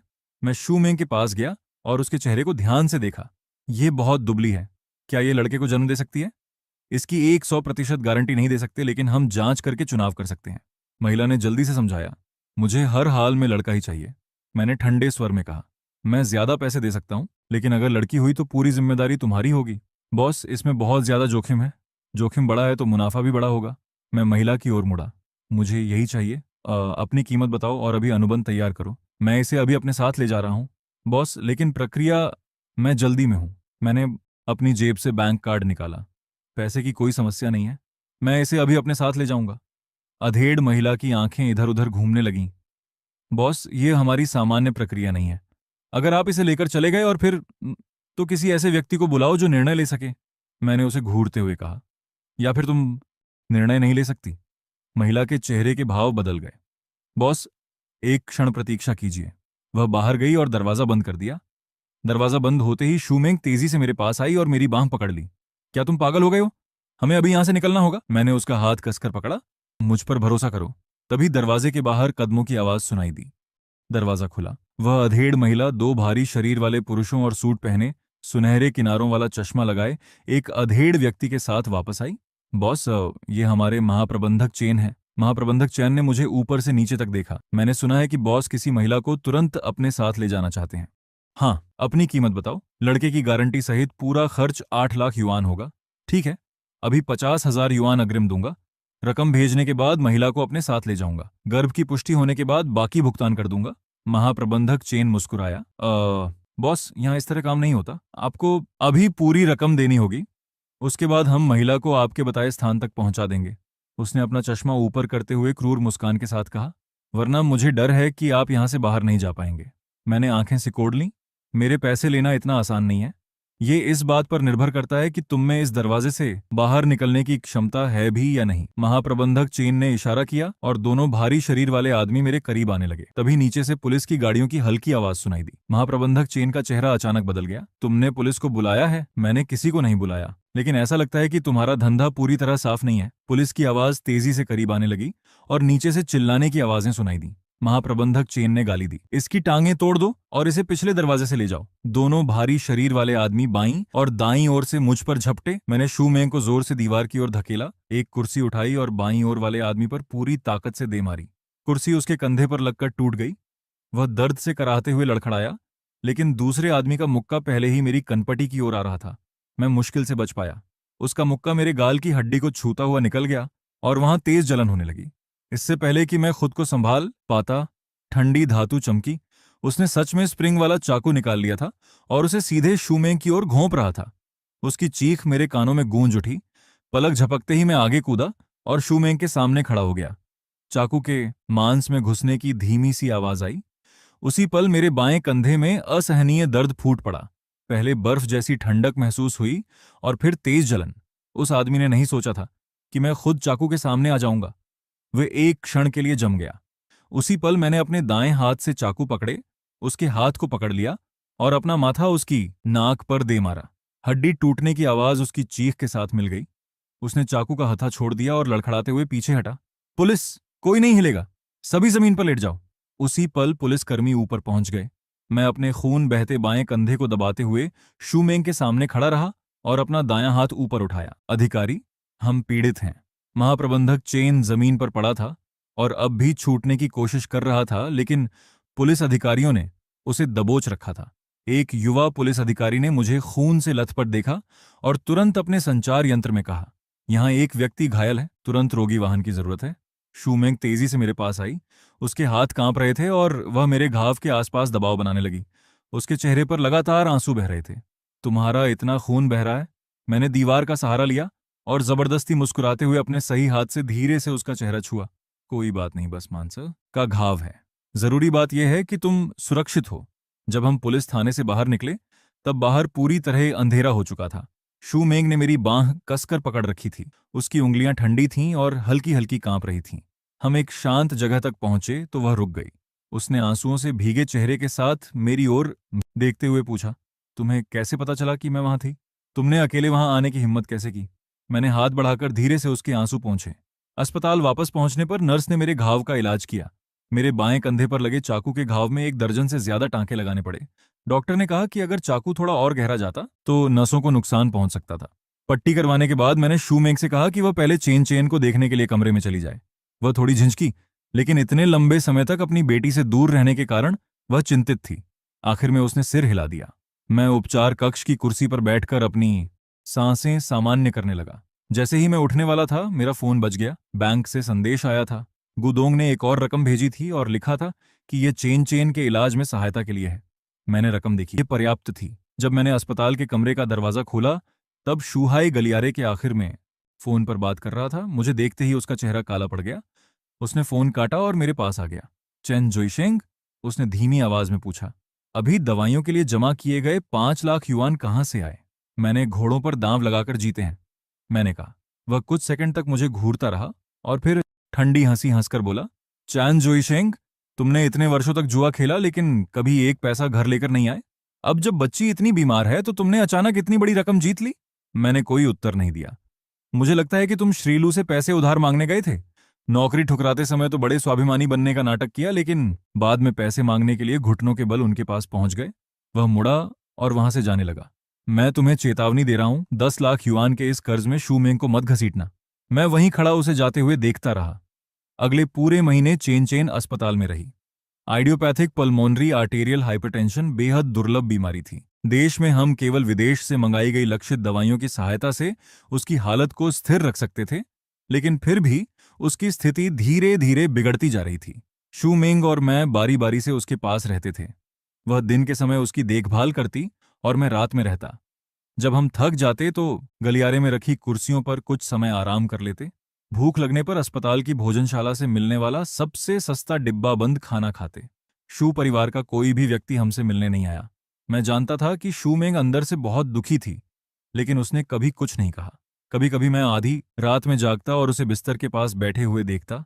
वह चेन चेन का छोटा सा हाथ पकड़े चुपचाप शून्य में देखती रहती थी। 1 महीने बाद आखिरकार शू परिवार वहां आया। डॉक्टर ने अभी अभी चेन चेन की जांच पूरी की थी। उसने हमें बताया कि मौजूदा दवाइयां केवल बीमारी की गति धीमी कर सकती हैं, उसे ठीक नहीं कर सकती। लंबे समय में चेन चेन के हृदय और फेफड़ों पर दबाव लगातार बढ़ता जाएगा। यह सुनने के बाद शू झेंगची ने पैसों के बारे में पूछा। वे 5 लाख युआन लगभग खत्म हो चुके होंगे, है ना? शू हाई ने ठंडे स्वर में पूछा। क्या तुमने सोच लिया है कि यह रकम वापस कैसे चुकाओगे? शू मेंग ने कहा कि पैसे उधार नहीं लिए गए थे, गु मानरू ने। गु उसकी बात काट दी। तो क्या पैसे आसमान से गिरे थे? शू झेंगची ने सबके सामने मेरी नाक की ओर उंगली करके गाली दी। झूठे आदमी, मेरी बेटी और नातिन का जीवन तुम्हारी वजह से बर्बाद हो गया। मैंने अपना गुस्सा दबाते हुए कहा, पिताजी, कृपया आवाज धीमी रखिए। बच्ची को परेशान मत कीजिए। तुम मुझे पिताजी कहने के लायक नहीं हो। तभी कमरे का दरवाजा खुला और डॉक्टर कई विशेषज्ञों के साथ अंदर आया। हमारे पास एक खबर है, डॉक्टर ने हमारी ओर देखते हुए कहा। एक शीर्ष अंतर्राष्ट्रीय हृदय और फेफड़ा केंद्र की टीम जल्द ही चीन में आधुनिक इंटरवेंशनल और जीन लक्षित संयुक्त उपचार करेगी। इसमें फेफड़ों की सूक्ष्म रक्त संचार प्रणाली का पुनर्निर्माण करके उसे सटीक लक्षित नियंत्रण के साथ जोड़ा जाएगा। इससे बीमारी की दिशा को जड़ से पलटने की संभावना है। वह कुछ पल रुकी। चेन चेन की जांच के सारे परिणाम इस उपचार की आवश्यकताओं से पूरी तरह मेल खाते हैं। शू मैंग ने मेरा हाथ कसकर पकड़ लिया। उसकी आंखें चमकने लगीं, लेकिन शुरुआती उपचार का खर्च 10 लाख युआन है। मैं मुड़ा और कमरे से बाहर निकल गया। गलियारे के आखिर में पहुंचकर मैंने गुदोंग को फोन किया। पैसों की चिंता मत करो, उसने कहा। प्रोफेसर रॉबर्ट को मैं ज्यूरिक से बुलाकर लाया हूं। उन्होंने तुम्हारी बेटी का मामला देखा है और कहा है कि उसके ठीक होने की संभावना उम्मीद से काफी बेहतर है। शल्य क्रिया के परिणाम बहुत अच्छे होने चाहिए। धन्यवाद। वास्तव में मुझे तुम्हारा धन्यवाद करना चाहिए। वह कुछ पल रुका। मैंने उस महिला और उसकी बेटी दोनों को ढूंढ लिया है। श्री चेन, मैं तुम्हारा बहुत बड़ा आर्नी हूं। मैंने फोन काटा और भुगतान खिड़की पर चला गया। जब मैं वापस अस्पताल के कमरे में पहुंचा तो मुझे शू झेंगची की आवाज सुनाई दी। देखा, जैसे ही पैसों की बात आई वह भाग गया। मेंग मेंग, तुम बस उससे तलाक लेने के लिए तैयार हो जाओ। शू परिवार इलाज का सारा खर्च देगा। शू मेंग की आवाज बहुत धीमी लेकिन बेहद दृढ़ थी। माँ, पिताजी और भैया, आपकी चिंता के लिए धन्यवाद, लेकिन सच में हमें आपकी सहायता की जरूरत नहीं है। जुईशेंग ने अभी इलाज के लिए 10 लाख युआन और जमा किए हैं। कमरे में कुछ सेकंड तक सन्नाटा छाया रहा। तभी नर्स चेन चेन को शल्यक्रिया के लिए तैयार करने कमरे में आई और सामान्य स्वर में बोली, बच्ची के पिता ने बाद के उपचार और विदेश से आने वाली लक्षित दवाइयों के लिए विशेष निधि के रूप में 10 लाख युआन और जमा किए हैं। मैं दरवाजे पर खड़ा होकर शू झेंगची, गु मानरू और शू हाई को अपनी जगह पर जमे हुए देखता रहा। शल्यक्रिया कक्ष के ऊपर लगी लाल बत्ती जल रही थी। शू मेंग मेरे कंधे का सहारा लेकर खड़ी थी और उसका शरीर हल्का हल्का कांप रहा था। मैंने उसका हाथ पकड़ लिया। प्रोफेसर रॉबर्ट पल्मोनरी हाइपरटेंशन के प्रमुख विशेषज्ञ हैं। वह इस तरह के 27 उपचार कर चुके हैं और सभी सफल रहे हैं। शू हाई उदास चेहरे के साथ हमारे पास आया। चैन जोईशेंग, तुमने श्रीलू से कितने पैसे उधार लिए हैं? मैंने सिर उठाकर उसकी ओर देखा। इससे तुम्हारा कोई संबंध नहीं है। 20 लाख युआन का कर्ज चुकाने के लिए शू परिवार को अपना घर भी बेचना पड़ेगा। उसने शू मेंग की ओर देखा। छोटी बहन, मुझे सच बताओ। शू मेंग के बोलने से पहले ही शू झेंगची गुस्से में आगे आए और मेरी नाक की ओर उंगली कर दी। इससे पूछने का कोई फायदा नहीं है, ये केवल झूठ बोलेगा। जुए से कमाए पैसे? वह शू मेंग की ओर मुड़े। मेंग मेंग, इस समय मेरे पास 10 लाख युआन जमा हैं। तुम बस तलाक के लिए तैयार हो जाओ तो मैं तुरंत वह पैसा इलाज के लिए भेज दूंगा। लेकिन कल सुबह मुझे यह रकम सरकार की सहायता से चलने वाली वृद्धाश्रम परियोजना में निवेश करनी है, गु मानरू ने समझाया। इसमें हर साल कम से कम 30% लाभ मिलेगा। यह सेवानिवृत्त अधिकारियों के समूह के अंदर मिलने वाला विशेष अवसर है। अनुबंध 10 वर्षों का होगा। 10 वर्ष बाद कंपनी घर को उसी हालत में वापस करने के साथ हमारा मूलधन और कमाई भी लौटा देगी। निदेशक झाओ ने कहा है कि यह एक राष्ट्रीय प्रायोगिक परियोजना है और इसमें केवल कुछ ही स्थान उपलब्ध हैं। हमने सोचा कि आखिर यह पैसा एक दिन तुम्हें ही मिलने वाला है। मैंने शू झेंगची की ओर देखा। पिताजी, जिस योजना की आप बात कर रहे हैं उसमें अपनी संपत्ति को किसी तीसरी कंपनी के पास गिरवी रखकर बदले में पेंशन ली जाती है ना? शू झेंगची कुछ पल के लिए चौंके और फिर तिरस्कार से मेरी ओर देखा। एक पुराने वरिष्ठ अधिकारी ने व्यक्तिगत रूप से इसकी गारंटी ली है। एक वकील ने अनुबंध की जांच की है। तुम्हें इसके बारे में क्या पता है? ये एक नए प्रकार की धोखाधड़ी है जो पिछले 2 वर्षों से फैल रही है। ये तथाकथित पेशेवर कंपनियां आमतौर पर खोखली कंपनियां होती हैं जिनकी पंजीकृत पूंजी केवल कुछ 10,000 युआन होती है। शुरुआती कुछ महीनों तक वे सच में समय पर पेंशन देती रहेंगी, लेकिन जब तक आपको असलियत समझ आएगी आपका घर और पैसा दोनों जा चुके होंगे। निदेशक झाओ या तो खुद धोखे का शिकार हो चुके हैं या फिर इससे पहले कि मैं अपनी बात पूरी करता शू झेंगची गुस्से से फट पड़े। बकवास। हमने पूरी जिंदगी संबंध और पहचान बनाने में बिताई है और तुम्हारे जैसा शराबी हमें ज्ञान देने की हिम्मत कर रहा है। अनुबंध में हर बात काले अक्षरों में साफ लिखी है। क्या सरकार इसे अनदेखा कर देगी? मुझे लगता है कि तुम्हें केवल जलन हो रही है। शूमेंग अचानक खड़ी हो गई और कांपती आवाज में बोली, अपनी परियोजना और पैसे लेकर यहां से चले जाइए। मुझे आपके पैसे नहीं चाहिए। चेन चेन जीवित रहे या मर जाए, मैं उसका भाग्य खुद संभालूंगी। शू झेंगची का चेहरा गुस्से से बैंगनी पड़ गया। उन्होंने अपनी बेटी की ओर देखा लेकिन कुछ बोल नहीं पाए। आखिर में उन्होंने गुस्से में अपना हाथ झटका। ठीक है, बाद में पछताना मत। गुमानरू लाल आंखों के साथ आह भरती हुई चली गईं। शूहाई कुछ कहना चाहता था लेकिन आखिर में चुप रहा। पूरा परिवार मुड़ा और वहां से चला गया। शल्यक्रिया कक्ष के बाहर का गलियारा अचानक शांत हो गया। शूमेंग बेंच पर ढह गई और उसकी आंखों से बिना आवाज के आंसू बहने लगे। मैंने धीरे से उसके कंधे के चारों ओर अपना हाथ रखा। 4 घंटे बाद शल्यक्रिया कक्ष की बत्ती बुझ गई। मुख्य चिकित्सक मुस्कुराते हुए बाहर आए। शल्यक्रिया पूरी तरह सफल रही। बच्ची को 48 घंटों तक गहन चिकित्सा कक्ष में निगरानी में रखना होगा, लेकिन उसके स्वस्थ होने की संभावना बहुत अच्छी है। शूमेंग के पैरों ने उसका साथ छोड़ दिया। मैंने सही समय पर उसे पकड़ लिया। उसने अपने दोनों हाथों से चेहरा ढक लिया। उसकी उंगलियों के बीच से आंसू बह रहे थे, लेकिन इस बार वे खुशी के आंसू थे। 2 महीने बाद चानचैन को अस्पताल से छुट्टी देने की सारी शर्तें पूरी हो गईं। छोटी बच्ची के चेहरे का रंग काफी सुधर गया था। हालांकि उसे अब भी नियमित दवाइयों और जांच की जरूरत थी, लेकिन वह पहले से ही उछल कूद कर सकती थी। उसके नए जीवन का जश्न मनाने के लिए हमने हाल ही में खुले एक महंगे स्टेक हाउस में मेज बुक की। मैंने अपनी बेटी से वादा किया था कि उसके ठीक होने के बाद मैं उसे सबसे अच्छा स्टेक खिलाने ले जाऊंगा। स्टेक हाउस का वातावरण बेहद शानदार था। चेन चैन अपनी कुर्सी पर उत्साह से अपने छोटे छोटे पैर हिला रही थी। शूमेंग ने उसके सामने रूमाल फैलाने में सहायता की। खाना परोसा गया। मैं स्टेक काटने ही वाला था कि एक महंगा लेकिन शरीर पर ठीक से न बैठने वाला सूट पहने युवा आदमी गलियारे से गुजरा। उसने यूं ही हमारी ओर देखा। उसकी नजर शूमेंग पर पड़ी और अचानक रुक गई। शूमेंग। उसके चेहरे पर पहले हैरानी दिखाई दी और फिर एक मजाकिया मुस्कान आ गई। वह हमारे करीब आया। उसकी नजर पहले मुझ पर और फिर चेन चेन पर गई। वह कुछ अधिक देर तक चेन चेन को देखता रहा। आखिर में उसकी नजर वापस शूमेंग के चेहरे पर आ गई। मैंने सुना था कि तुम्हारी शादी हो गई है। क्या ये तुम्हारा पति है? शूमेंग की उंगलियां हल्की सी कस गईं।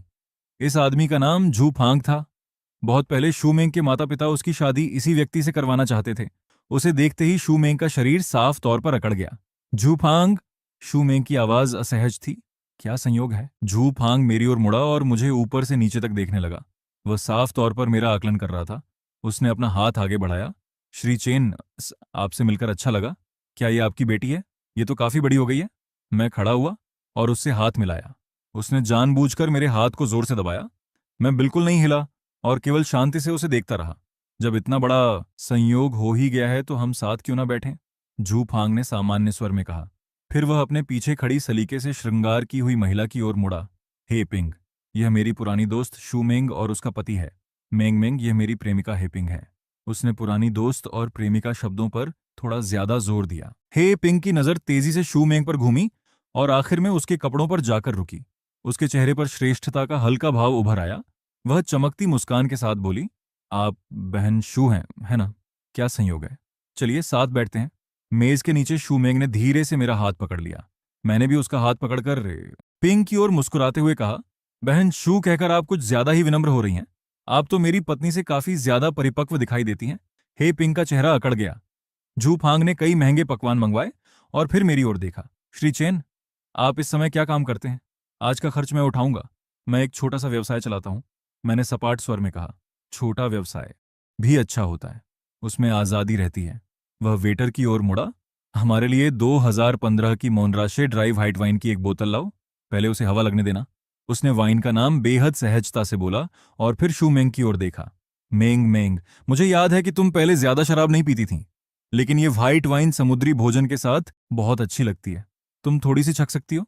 हे पिंग ने तुरंत कहा। हाँ, आप फांग खाने पीने की चीजों को लेकर बहुत समझदार है। ये वाइन सस्ती तो नहीं होगी, है ना? ऐसा लग रहा था कि वह झू फांग से पूछ रही है, लेकिन उसकी नजरें शू मेंग पर थीं। झू फांग ने सामान्य स्वर में कहा, ज्यादा महंगी नहीं है, आज के पकवानों के साथ अच्छी लगेगी। वाइन जल्दी ही आ गई।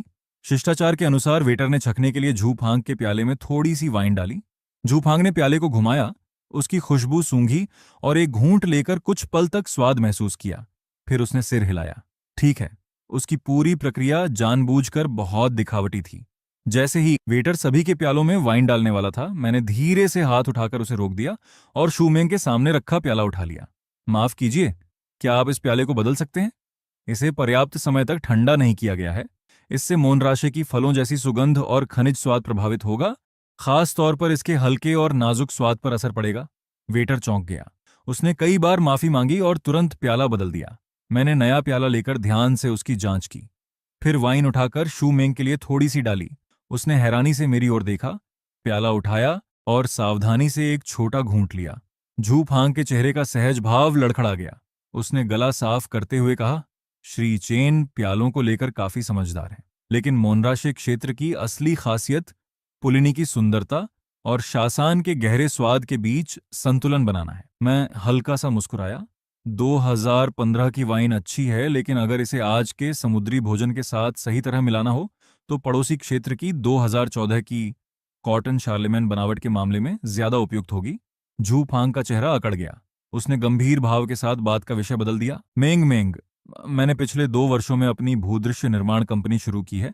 हम बड़ी रियल एस्टेट परियोजनाओं के सहायक निर्माण कार्य करते हैं। काम कठिन है, लेकिन आमदनी अच्छी है। उसने अपनी 2 उंगलियां उठाकर हिलाईं। हे पिंग ने तुरंत उसकी बात आगे बढ़ाई। आप हांग बहुत ज्यादा विनम्र बन रहा है। वह हर साल 20 लाख युआन से ज्यादा कमाता है। तुम शिंगरोन समूह को जानती हो, है ना? उनकी कई महंगी संपत्तियों का भूदृश्य निर्माण हमारी कंपनी ने किया है। उसने बनावटी चिंता के साथ शू मेंग की ओर देखा। तुम घर खरीदना चाहती हो तो बस आप हांग से कहना। वह कई भवन निर्माताओं को अच्छी तरह जानता है और तुम्हें निश्चित रूप से सबसे कम अंदरूनी कीमत दिलवा सकता है। मैंने देखा कि शू मेंग ने अपने होंठ कसकर दबा रखे थे। जू फांग ने उसकी ओर देखकर उदारता दिखाते हुए हाथ हिलाया। हे पिंग, ऐसा मत कहो। मेंग मेंग, तुम्हारा पुराना घर सच में बदलने लायक है। किसी भी चीज की जरूरत हो तो मुझे बता देना, मैं तुम्हें अंदरूनी कीमत दिलवा दूंगा। बाजार से निश्चित रूप से 1 या 2 लाख युआन कम में मिल जाएगा। शू मेंग की उंगलियां मेज के नीचे कस गईं। मैंने धीरे से अपना हाथ उसके हाथ पर रख दिया। इसकी जरूरत नहीं है, मेरे पास भी कम कीमत पर संपत्ति खरीदने के साधन है। जू फांग ने अविश्वास से मेरी ओर देखा। ये झूठा स्वाभिमान दिखाने का समय नहीं है। मैंने सुना है कि तुम्हारी आर्थिक स्थिति थोड़ी खराब है। 1 या 2 लाख युआन बचाना भी बहुत बड़ी बचत होती है। मेंग मेंग को बेकार में तकलीफ क्यों दे रहे हो? हे पिंग ने तुरंत उसका साथ दिया। बिल्कुल, फांग भवन निर्माता के महाप्रबंधक को बहुत अच्छी तरह जानता है। केवल एक फोन करने की जरूरत है। बचाए हुए पैसों से बच्ची के लिए पौष्टिक चीजें खरीद सकते हो, जिस जगह तुम अभी रहते हो। उसने शू मेंग के कपड़ों को ऊपर से नीचे तक देखा। शू मेंग का चेहरा लाल हो गया। वह कुछ कहना चाहती थी, लेकिन मैंने मेज के नीचे धीरे से उसका हाथ दबा दिया। मैंने पानी का एक घूंट लिया। मेरे अंदर का गुस्सा लगातार बढ़ रहा था। आज का दिन मेरी बेटी के नए जीवन का जश्न मनाने के लिए था, न कि तुम दोनों का दोहरा नाटक सुनने के लिए। मैं उन्हें वहां से हटाने ही वाला था कि अचानक पीछे से थोड़ी हैरानी भरी आवाज सुनाई दी। श्री चैन। हमने मुड़कर देखा।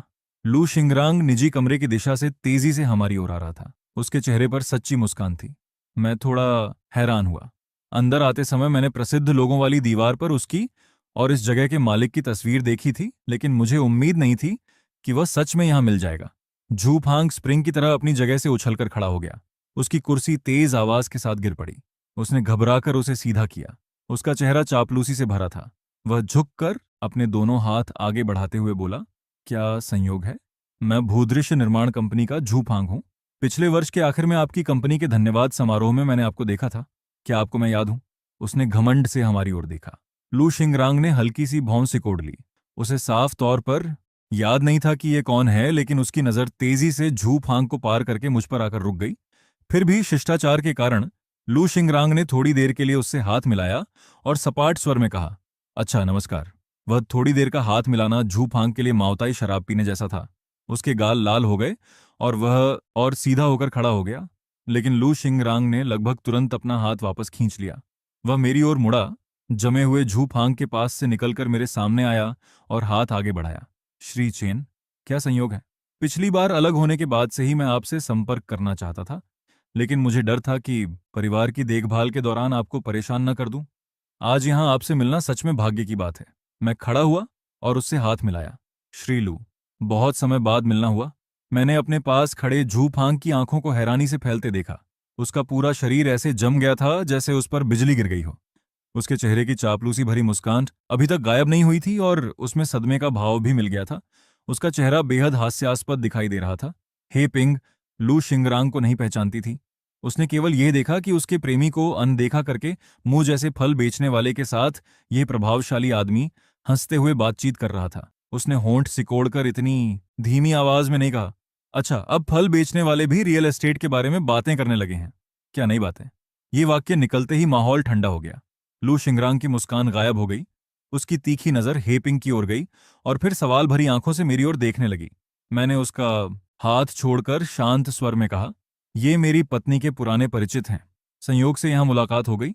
ये दोनों काफी उत्साहित हैं।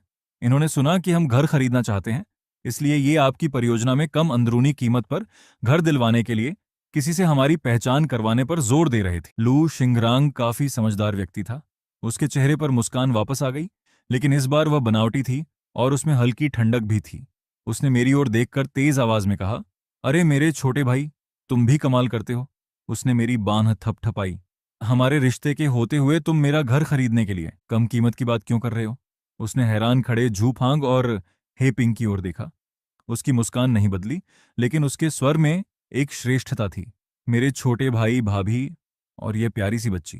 उसने प्यार से चेन चेन की ओर देखा। मेरी कौन सी परियोजना या कौन सा घर पसंद है? मुझे सीधे बता देना। उसने निर्णायक ढंग से हाथ हिलाया। मैं तुम्हें एक घर उपहार में दे दूंगा। उसका यह वाक्य सिर के ऊपर गिरी बिजली जैसा था। मैंने झू फांग के चेहरे से सारा खून उतरते देखा। उसकी आंखें लगभग बाहर निकल आईं। उसका मुंह खुला रह गया और शरीर लड़खड़ाने लगा। हे पिंग पूरी तरह भ्रमित थी। उसने पहले लू शिंगरांग, फिर मुझे और फिर अपने प्रेमी के बेजान हो चुके चेहरे को देखा। उसने मुंह खोला, लेकिन एक शब्द भी नहीं निकल पाया। लू शिंगरांग हमें निजी कमरे में ले गया। अंदर बैठे 3 वरिष्ठ अधिकारी साफ तौर पर हैरान थे।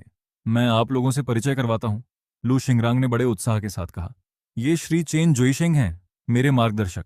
तीनों अधिकारी खड़े हुए और सिर झुकाकर अभिवादन किया, लेकिन वे अपनी आंखों का आश्चर्य छिपा नहीं सके।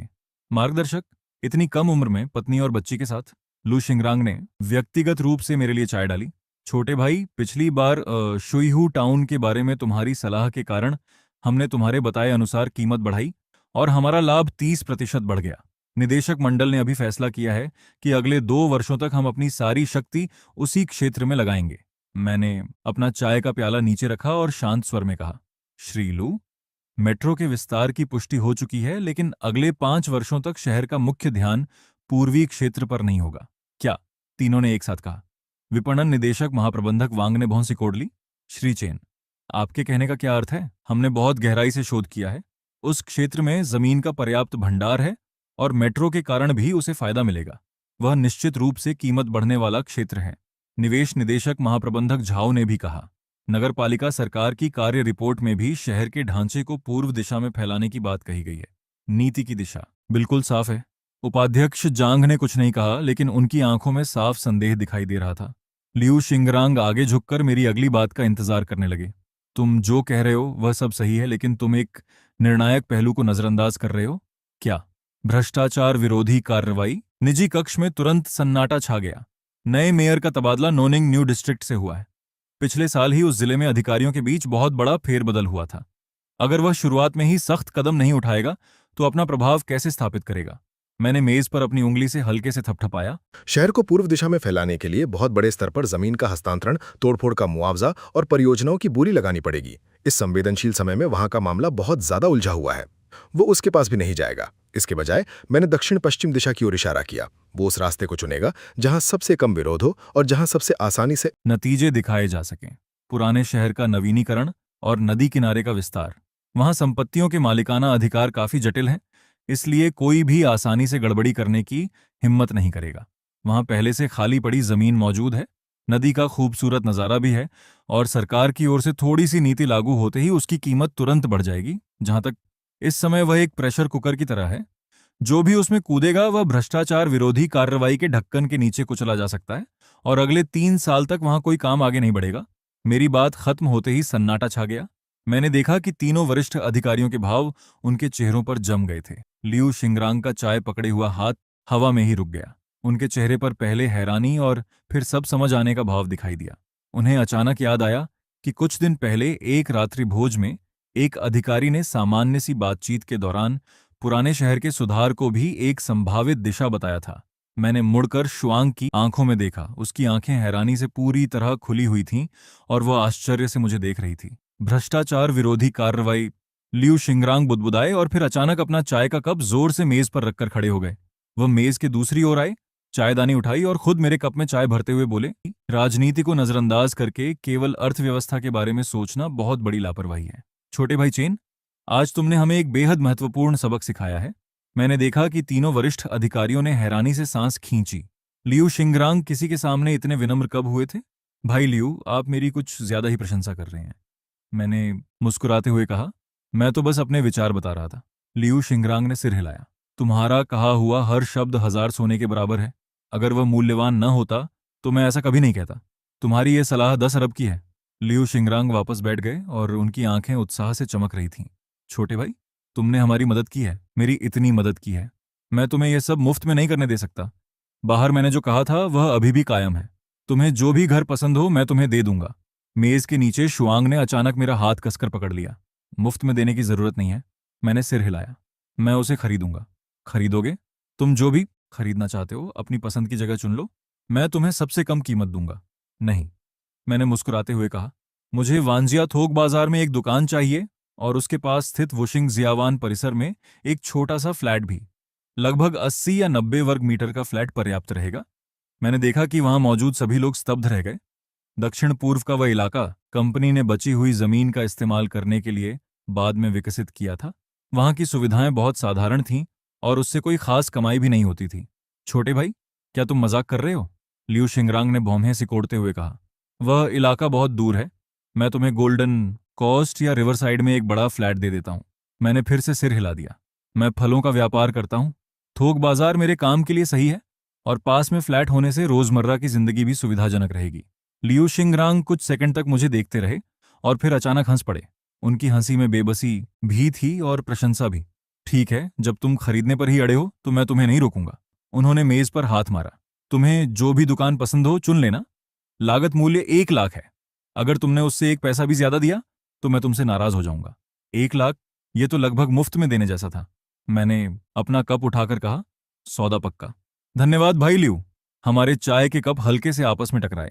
इस पूरे समय मुझे अपने चेहरे पर शुआंग की नजर महसूस हो रही थी। उसने पहले मुझे देखा और फिर उन 3 अधिकारियों को जो अभी तक अपने सदमे से बाहर नहीं आए थे।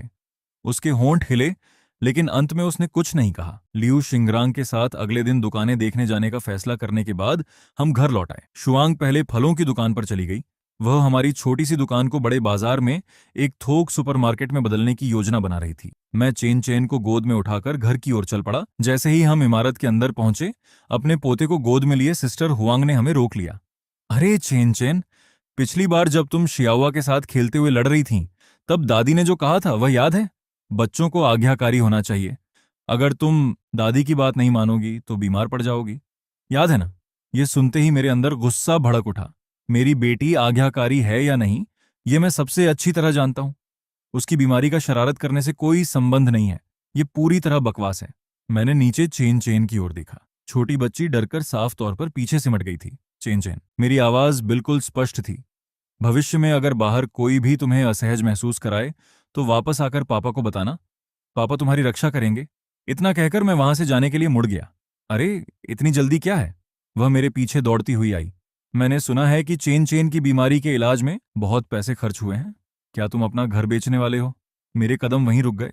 तुम्हें यह किसने बताया? पूरे मोहल्ले में यही बात फैल रही है। अगर तुम सच में घर बेचना चाहते हो तो मैं उसे खरीद लूंगी। हम पुराने पड़ोसी हैं, इसलिए बहुत ज्यादा कीमत मत मांगना।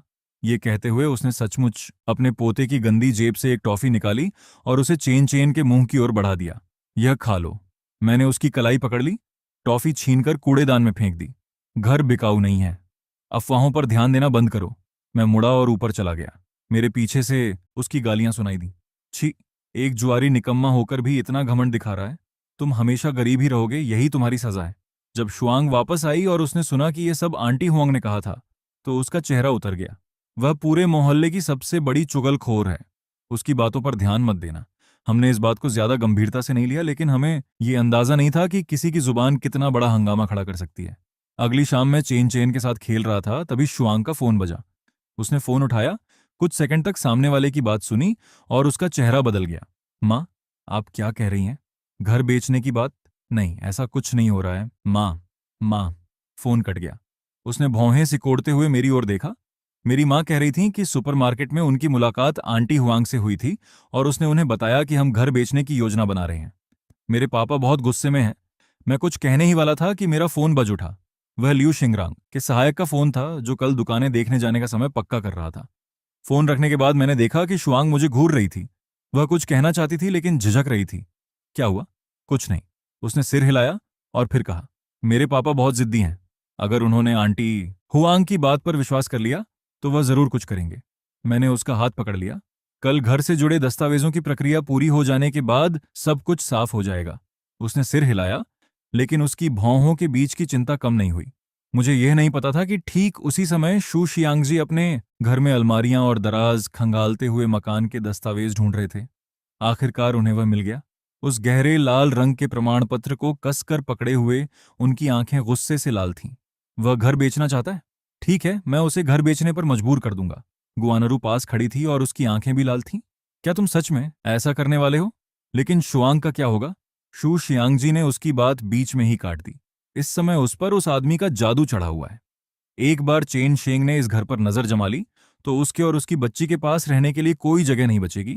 उन्होंने मकान के दस्तावेज अपनी जैकेट में रखे और दांत पीसते हुए कहा, मैं कल उस वृद्ध देखभाल निवेश परियोजना के कागजों पर हस्ताक्षर करने जा रहा हूं। एक बार वह काम पूरा हो गया तो इस घर का उनसे कोई संबंध नहीं रहेगा। जब तक चेन शेंग यहां से नहीं चला जाता और शुआंग तलाक के लिए राजी नहीं होती, तब तक वे इस घर में नहीं रहेंगे। गुआनरू ने कुछ कहने के लिए मुंह खोला, लेकिन आखिर में कुछ नहीं कहा। खिड़की के बाहर रात गहरी हो चुकी थी। इमारत की बत्तियां एक एक करके बुझने लगीं। नाश्ते के समय शुआंग काफी खुश दिखाई दे रही थी। मैं महसूस कर सकता था कि आज दुकानें देखने जाने के लिए वह कितनी उत्साहित थी। चेन चेन अपने छोटे छोटे पैर हिलाते हुए पूछने लगी, माँ, क्या जल्द ही हमारी एक बड़ी फलों की दुकान होगी? हाँ। शुआंग की आवाज काफी हल्की और खुश थी। चेन चेन जो चाहेगी उसे वह मिलेगा।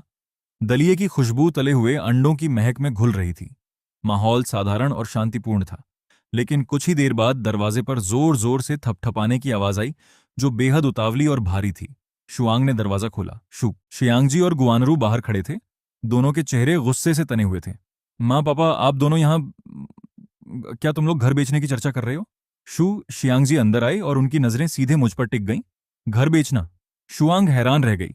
लाल आंखों वाली गुआनरू ने मेरी ओर उंगली उठाते हुए कहा, चेन शेंग, क्या तुमने इतना कर्ज ले लिया है कि अब उसे चुका नहीं सकते, इसलिए अब घर बेचने की सोच रहे हो?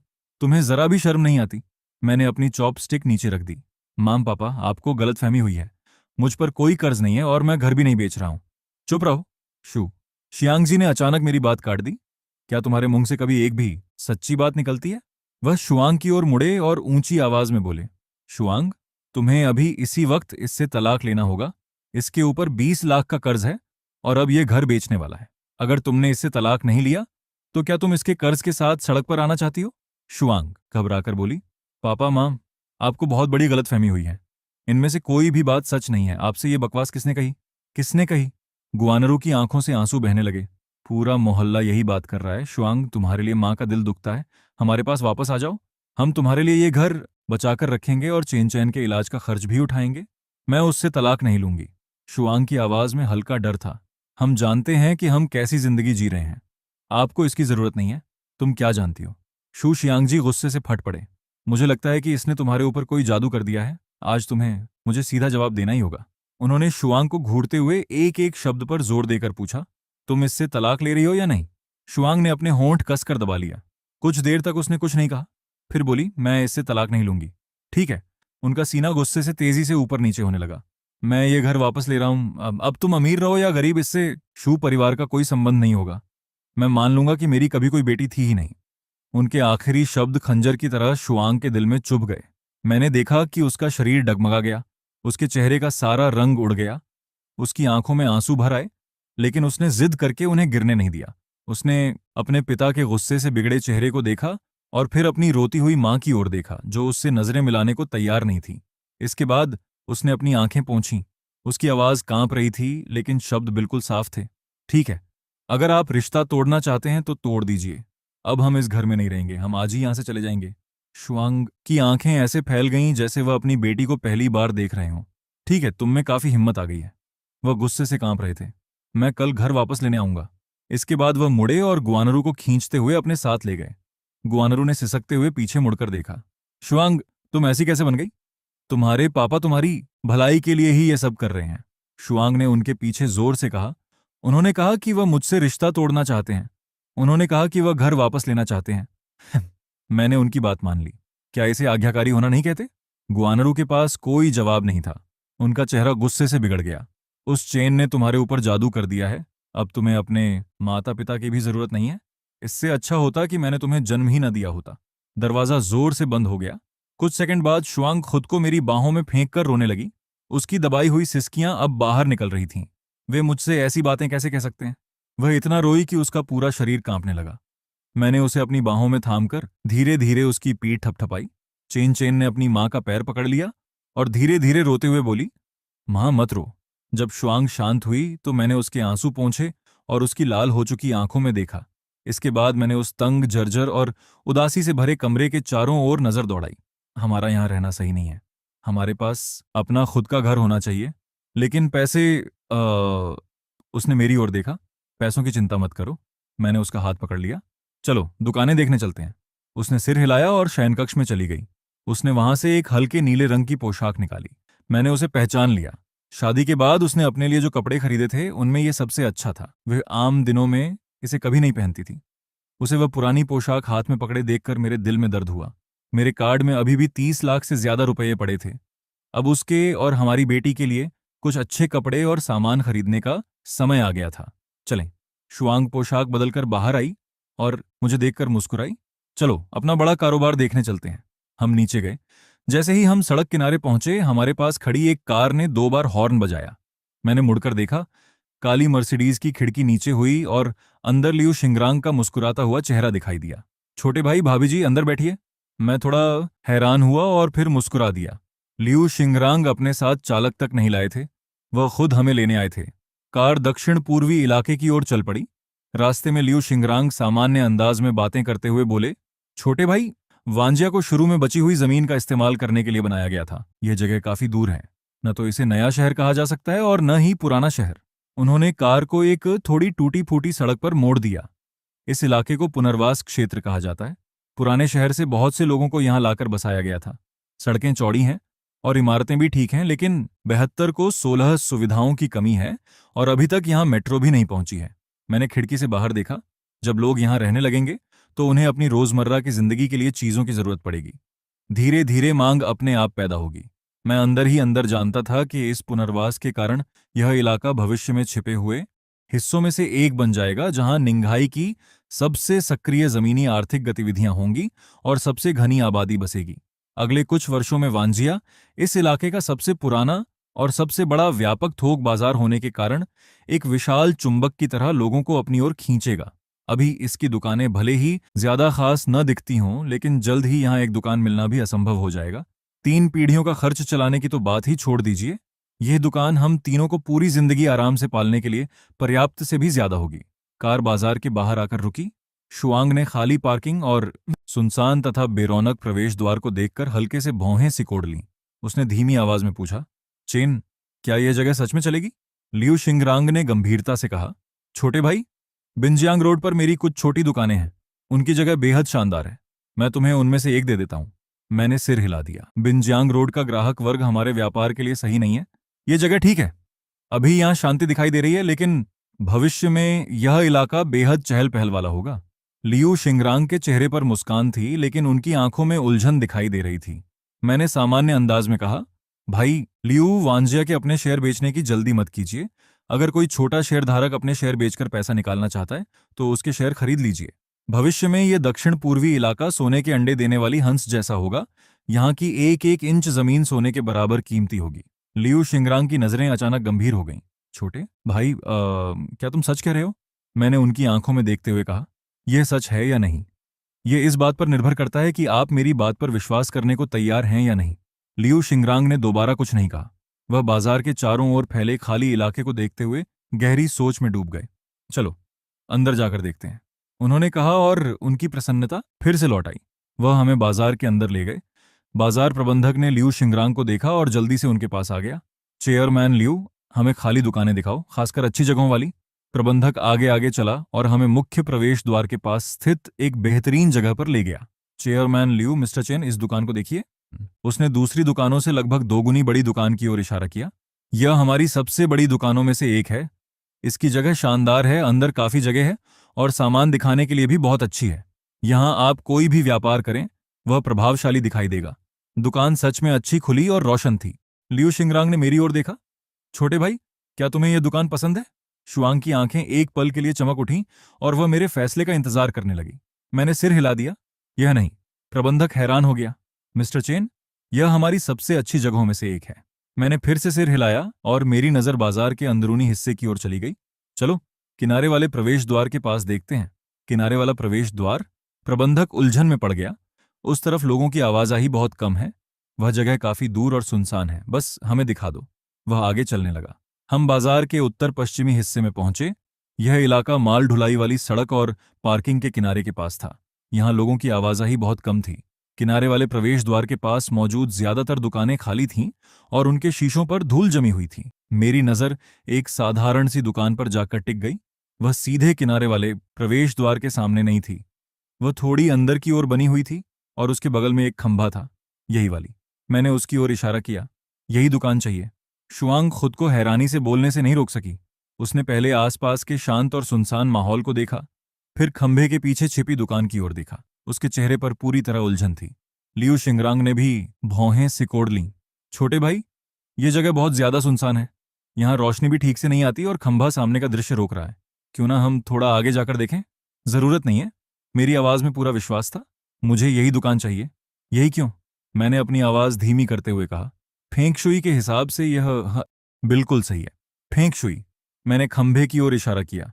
इस खंभे को देखिए। फेंग शुई में यह मजबूत सहारे का प्रतीक है जो स्थिरता और सुरक्षा देता है। इसके सामने स्थित दुकान को ऊर्जा को अपनी ओर खींचकर हवा को रोकने वाली जगह कहा जाता है। यहाँ पैसा अंदर आता है लेकिन आसानी से बाहर नहीं जाता। इसके बाद मैंने किनारे वाले प्रवेश द्वार की ओर इशारा किया। बाहर माल ढुलाई वाली सड़क है जहां वाहन लगातार आते जाते रहते हैं। वह सक्रिय हिस्सा है, जबकि यहाँ का वातावरण शांत है। गतिविधि और शांति का यह मेल लगातार समृद्धि लाने वाली ऊर्जा पैदा करता है। शुआंग पूरी तरह उलझन में मेरी बातें सुन रही थी। लियू शिंगरांग को समझ नहीं आया कि वह हंसें या रोएं, लेकिन उन्होंने बहस करना बंद कर दिया। ठीक है छोटे भाई, जब तुम्हें यही पसंद आ गई है तो यही दुकान तय रही। उन्होंने प्रबंधक से कहा, इसी दुकान का अनुबंध तैयार करो। वह अपने कार्यालय तक वापस नहीं गए। उन्होंने प्रबंधक से अनुबंध मर्सिडीज में ही मंगवा लिया। वहीं कार में शुआंग और मैंने किराए के समझौते पर हस्ताक्षर कर दिए। 30 साल का किराया, जिसे आगे बढ़ाया भी जा सकता था, और कुल किराया केवल 1 लाख युआन था। उस कीमत पर यह लगभग मुफ्त मिलने जैसा था। शुआंग अनुबंध को हाथ में पकड़े बेहद संतुष्ट होकर मुस्कुरा रही थी। वह पूरे दिन में पहली बार इतनी खुलकर मुस्कुराई थी। चैन, अब हम कहाँ जाएंगे? अब जब दुकान का काम तय हो गया है तो चलो आसपास कोई घर देखते हैं। अगर कोई सही घर मिल गया तो हम उसे खरीद लेंगे। घर खरीदेंगे? शुआंग की आंखें एक बार फिर चमक उठीं। हम घर खरीदेंगे। लियो शिंगरांग ने भी बात में शामिल होते हुए कहा, छोटे भाई, अगर तुम आसपास घर खरीदना चाहते हो तो यूजिंगताई और डोंगनान मिंगजू दोनों ही ऐसी परियोजनाएं हैं जिन्हें हमारी कंपनी ने दूसरी कंपनियों के साथ मिलकर विकसित किया था। तुम्हें कौन सी पसंद है? मैं तुम्हारे लिए सबसे कम कीमत तय करवा दूंगा। मैंने सिर हिला दिया। मुझे उनमें से कोई नहीं चाहिए। चलो वुशिंग जियायुआन चलते हैं। वुशिंग जियायुआन। लियो शिंगरांग हैरान रह गए। वह कई साल पहले बना पुनर्वास और पुनर्खरीद परियोजना वाला परिसर था। उसके सारे घर बहुत पहले बिक चुके हैं और लोगों को सौंपे भी जा चुके हैं।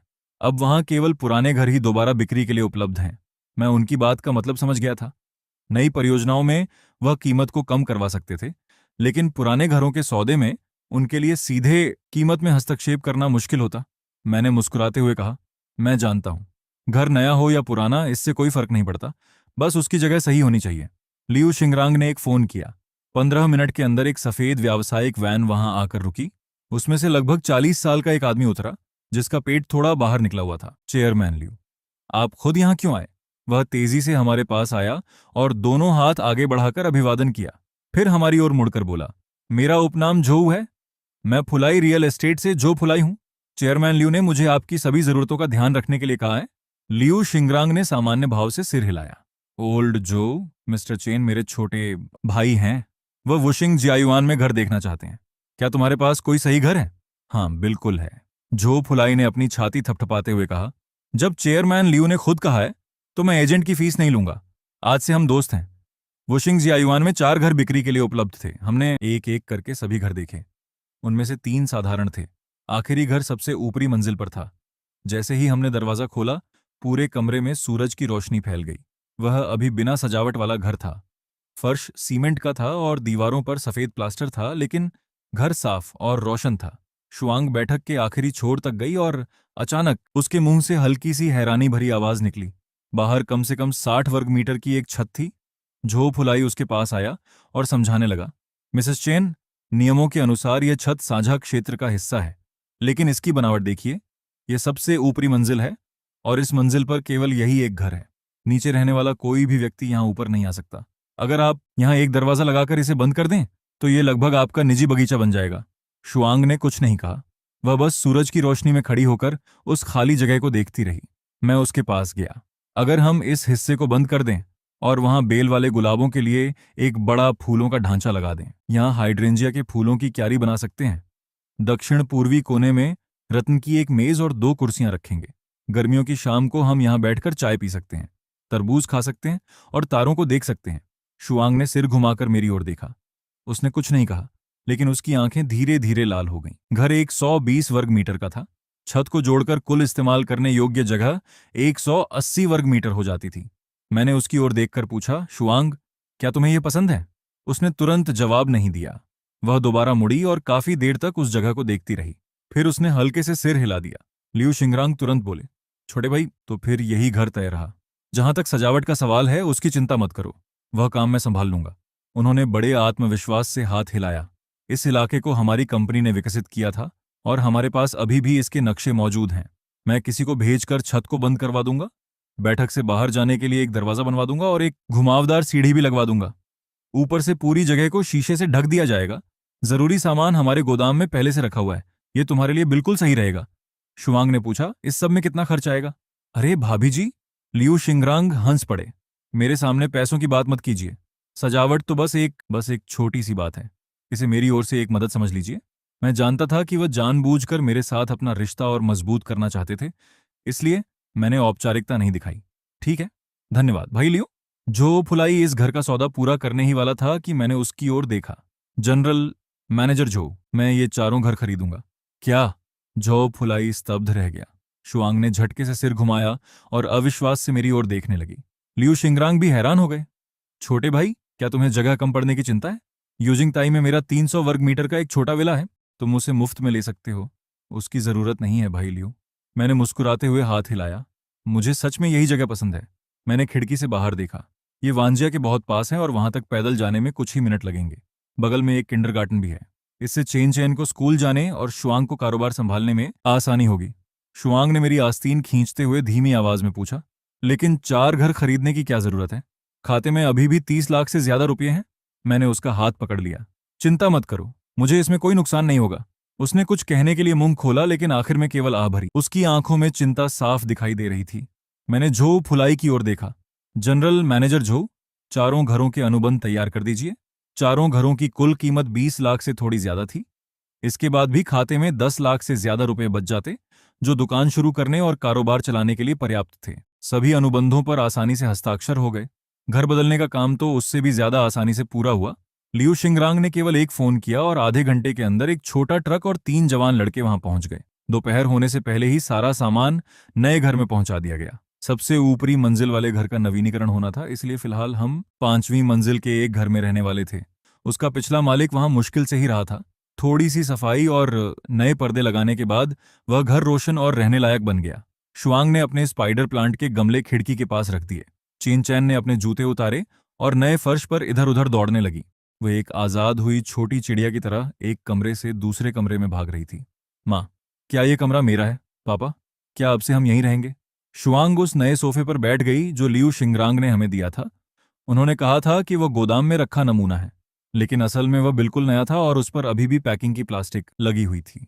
वह चारों ओर देखती रही और अपनी बेटी को खुशी से इधर उधर दौड़ते देखकर उसका चेहरा कुछ खोया हुआ सा लग रहा था। कल तक वह उस अंधेरी, सीलन भरी और जर्जर जगह में मुश्किल से रह रही थी। आज सुबह ही वह अपने माता पिता के साथ कड़वी बहस कर रही थी, और अब वह एक रोशन तथा विशाल नए घर में बैठी थी। अब उसके पास अपनी दुकान थी। उसके पास 4 घर थे, जिनके दस्तावेजों पर हम दोनों के नाम थे।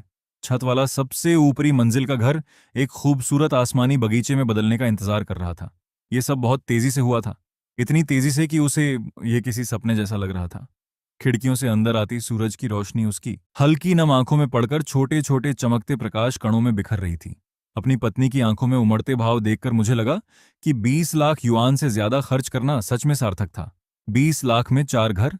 मैं अच्छी तरह जानता था कि भविष्य में इस निवेश की कीमत कितनी बढ़ने वाली थी। 1 साल के अंदर निंघाई की शिक्षा व्यवस्था में भूकंप जैसा बड़ा बदलाव आने, केंद्र सरकार के अधिकारी जो मूल रूप निंघाई के रहे थे, जल्द ही एक महत्वपूर्ण पद से सेवानिवृत्त होने वाले थे। वो बुजुर्ग अधिकारी पूरी जिंदगी बहुत शांत और संयमित रहे, लेकिन इस बार उन्होंने खुद पहल की थी। वो उस जमीन पर एक स्कूल छोड़ना चाहते थे जहां उनका जन्म हुआ था। केवल उनके नाम वाला स्कूल या साधारण दान नहीं, वो राजधानी के सबसे अच्छे शैक्षणिक संसाधन और प्रसिद्ध हुआफू फुशान स्कूल को सच में निंघाई लाना और उसकी शुरू शाखा के लिए चुनी गई जगह वुशिंग जियाजुआन के ठीक बगल वाली खाली जमीन। हुआफू फुशान निंघाई शाखा में पहले साल होने वाले दाखिलों के लिए बेहद कड़ी प्रतिस्पर्धा होने वाली। संयोग से स्कूल जिले की सीमा के अंदर पूरा वुशिंग जियायुआन पर रातों रात पुनर्वास कॉलोनी, जिसे पहले हर कोई नीची नजर से देखता था, निंघाई के सबसे ज्यादा मांग वाले प्रतिष्ठित स्कूल जिले के घरों में बदल। यहाँ के घरों की कीमतें रॉकेट की तरह ऊपर चली गई। जिन पुराने निवासियों को यहाँ पुनर्वास के घर मिले थे, वे बिना कुछ किए ही अचानक अमीर बन गए। किसी ने अपना एक घर बेचकर शंघाई में अपने बेटे के घर की शुरुआती रकम चुका दी।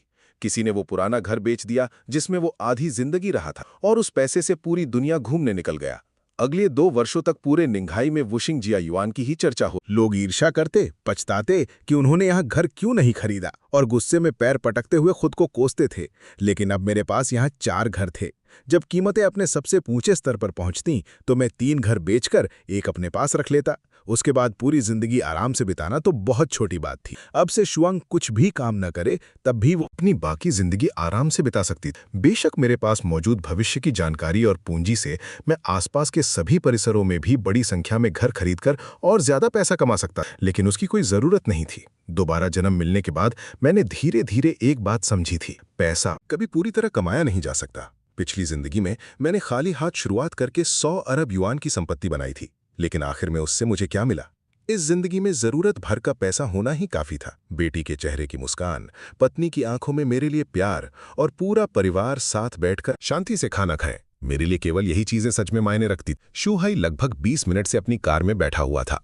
उसकी हथेली में पकड़ा फोन गर्म हो चुका था। आखिरकार उसने कार का इंजन चालू कर दिया। उसके पिता ने फोन पर इतनी बुरी तरह चिल्लाया था कि अगर वो वहां नहीं गया तो शायद वो फिर कभी घर वापस नहीं जा पाएगा। कार घुमावदार रास्तों से होती हुई उस परिचित इमारत के सामने आकर रुकी। उसने गहरी सांस ली और ऊपर चला गया। उसने दरवाजा खटखटाया, लेकिन कोई जवाब नहीं मिला। उसने दोबारा खटखटाया, फिर भी अंदर कोई हलचल नहीं हुई। वो वापस नीचे आया और तेजी से गली की ओर चला गया। फलों की दुकान खाली पड़ी थी। वहां से सारा सामान पूरी तरह हटा दिया गया था, यहां तक कि पुराना इलेक्ट्रॉनिक तराजू भी गायब था। बगल में सब्जियां बेचने वाली महिला ने बाहर झांककर उसे पहचान लिया।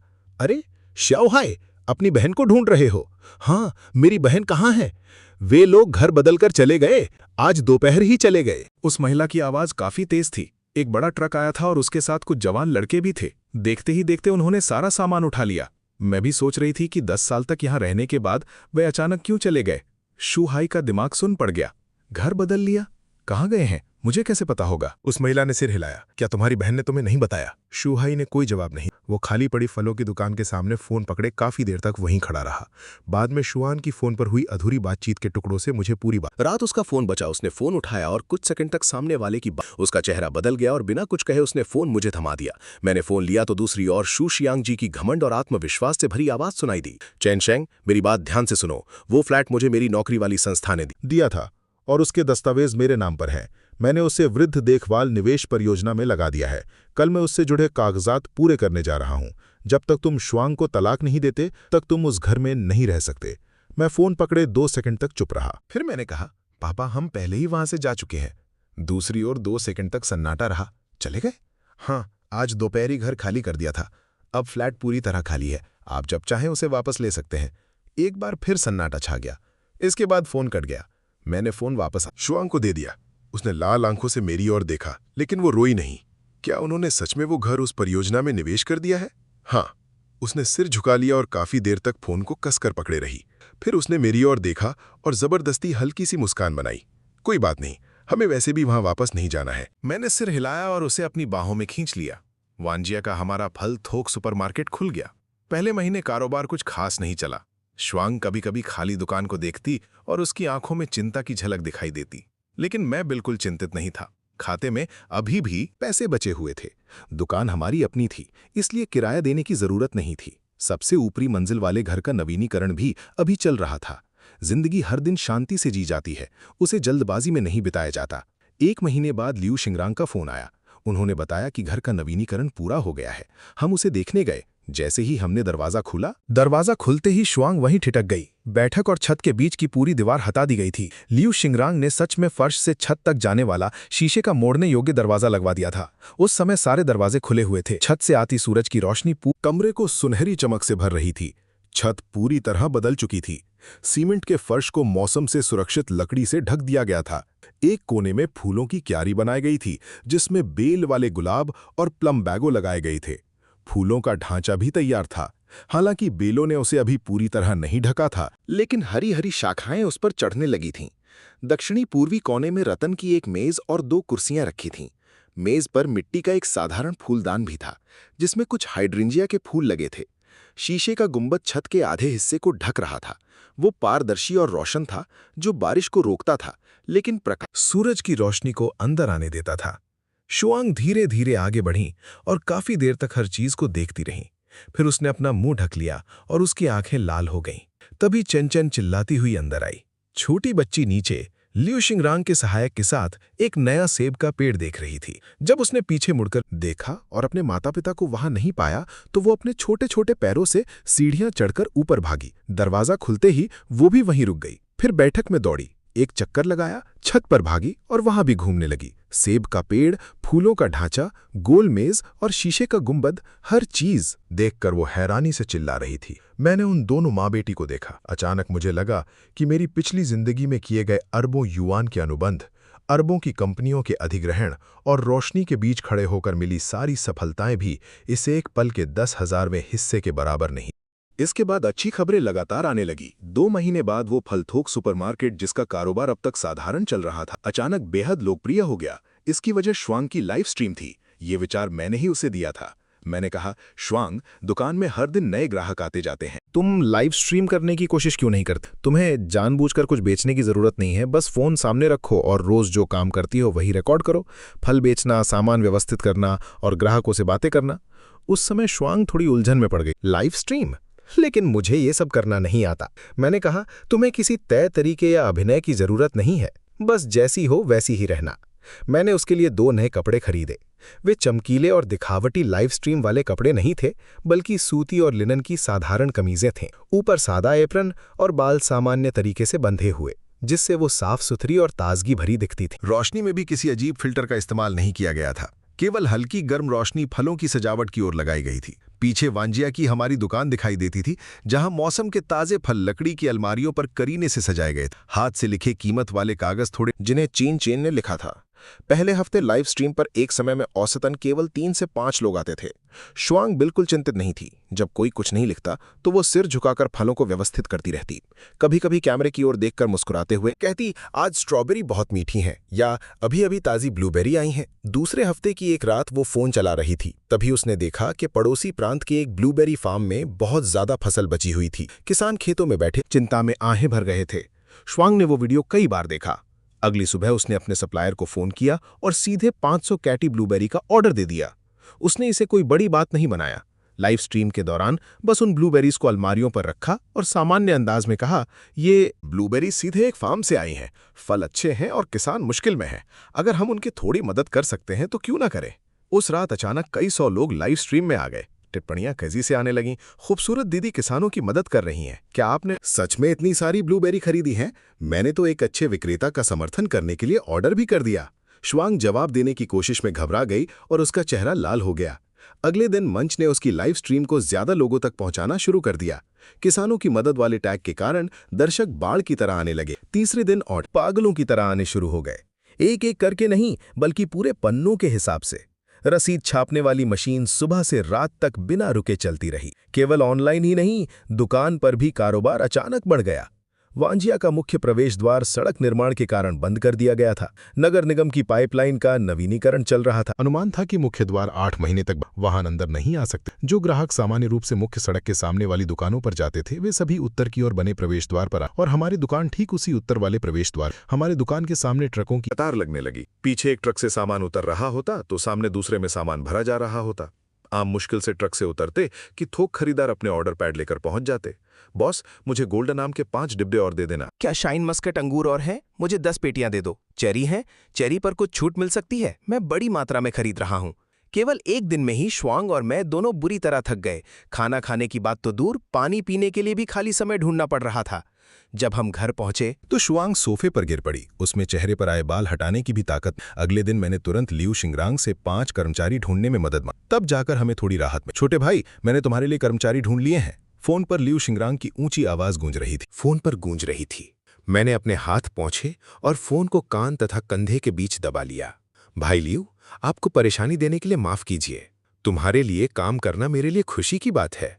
वो कुछ पल रुके और फिर कर्मचारियों के बारे में बताने लगे। एक ट्रक चालक है जो सेना से सेवानिवृत्त है। उसने 8 साल तक बड़ा ट्रक चलाया है। उसके पास ए श्रेणी का लाइसेंस है और उसके नाम पर एक भी दुर्घटना दर्ज नहीं है। 2 युवा लड़कियां हैं। उनमें से एक ने ई-कॉमर्स की पढ़ाई की है और एक लाइव स्ट्रीम प्रचार संस्था में काम कर चुकी है, इसलिए उसे लाइव स्ट्रीम के प्रचार का पूरा अनुभव है। दूसरी ने मीडिया की पढ़ाई की है।